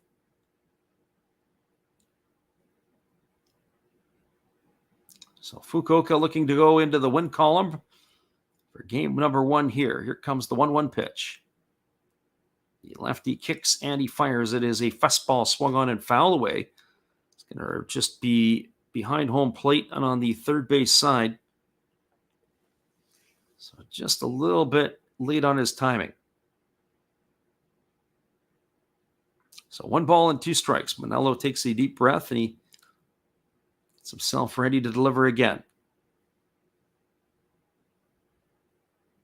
He gets the sign from his catcher. And now he works to the set position. Here comes the 1-2 offering to Ning-Ting Wu. He kicks and delivers. It's a fastball swung on and missed. And Wu is retired on strikes for out number 2. That's going to leave it all up to Ito as he is coming to bat here to face Levon Moinello with 2 out in the top of the 9th inning. The Lions are down to their final out.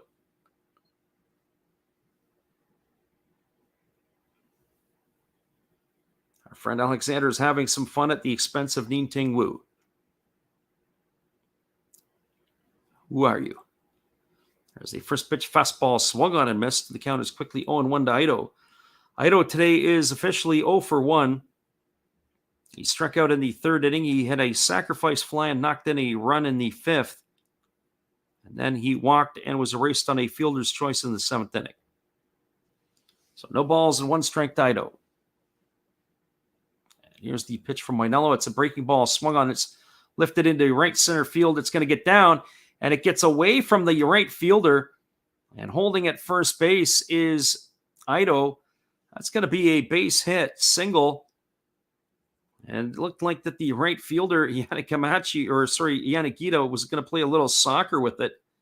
Went off of his leg, and it ended up going over to the center fielder, Makihara, who was able to get it in and keep Ito to a long single. That's going to leave it all up to the center fielder, Shohei Suzuki. Nice defensive play there by the center fielder to get over to back up his right fielder.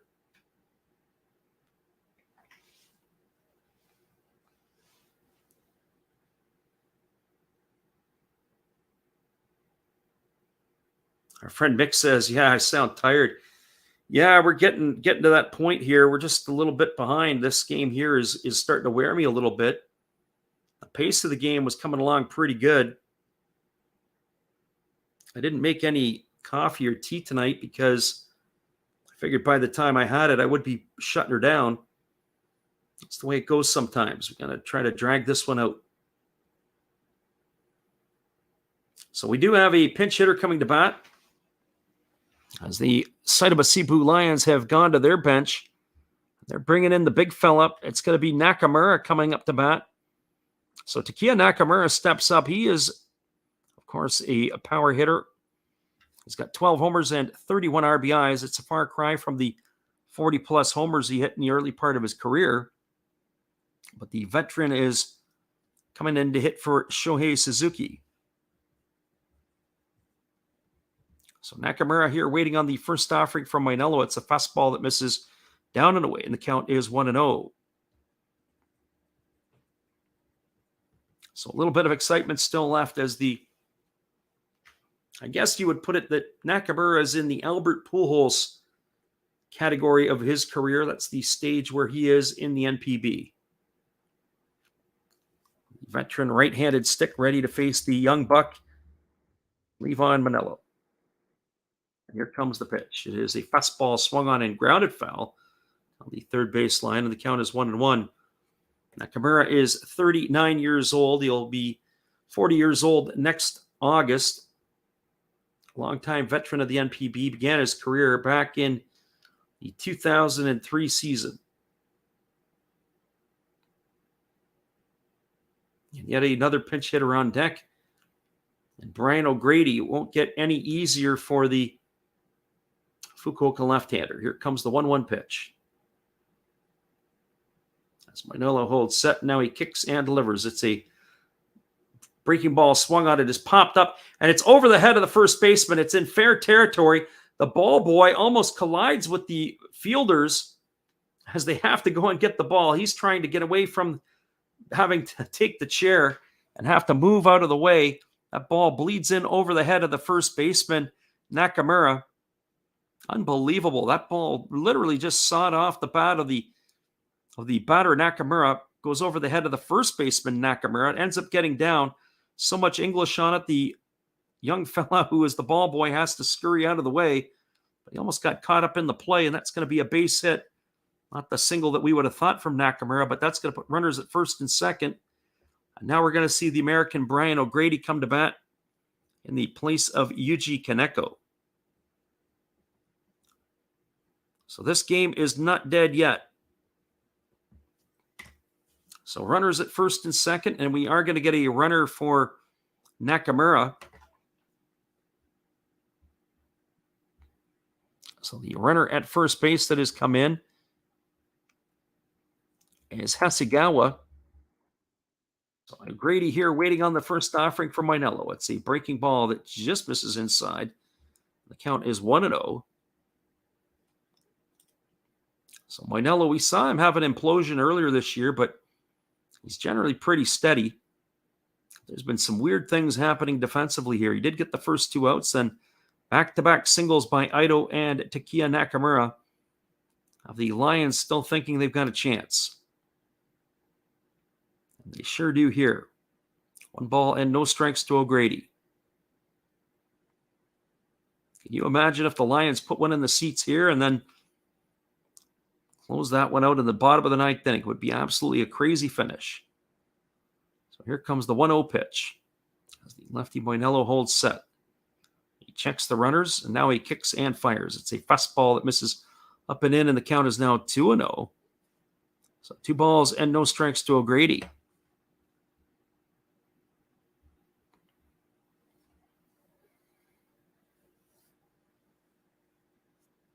The Lions have got something brewing here in the ninth inning, that is for sure. A little bit of drama in Fukuoka. The fans are probably at the edge of their seat. Our friend Mick says, like the Phillies earlier today. Well, maybe so. Here comes the 2-0 offering as the lefty kicks and delivers. It's a breaking ball swung on and missed. The count is now 2-1 to O'Grady. Gotta love the Japanese league. They don't shy away from bringing a left-handed hitter in to face a left-handed pitcher. Now, mind you, Kaneko was a left-handed stick anyway, but gonna bring O'Grady in to face Mainello. Wouldn't see that in Major League Baseball more than likely.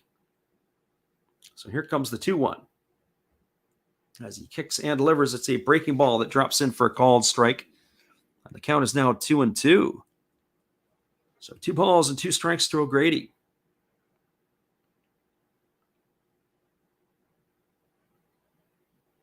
Well, the Lions are down to their final strike. The runner at second is Ito. The runner at first is Nakamura.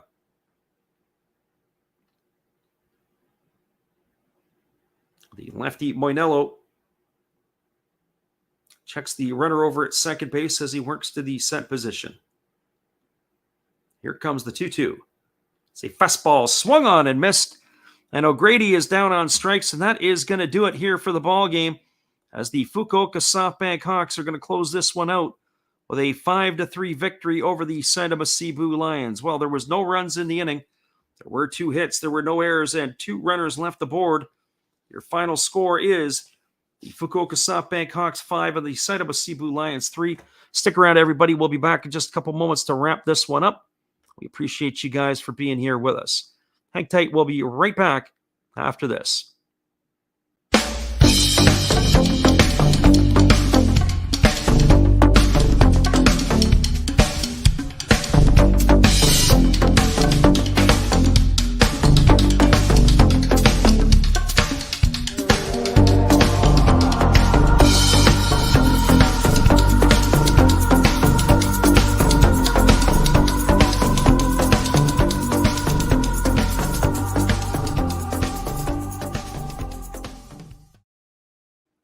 Welcome back, everybody. We're going to wrap this one up in just a moment and then put it to bed. We have only one other game going on in the NPB. That is the Hanshin Tigers still have that 2-0 lead on the 2-run single by Koji Chikamoto back in the 5th inning.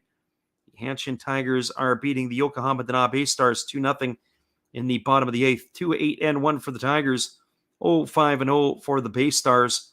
That game is still going on with 1 out in the bottom of the 8th.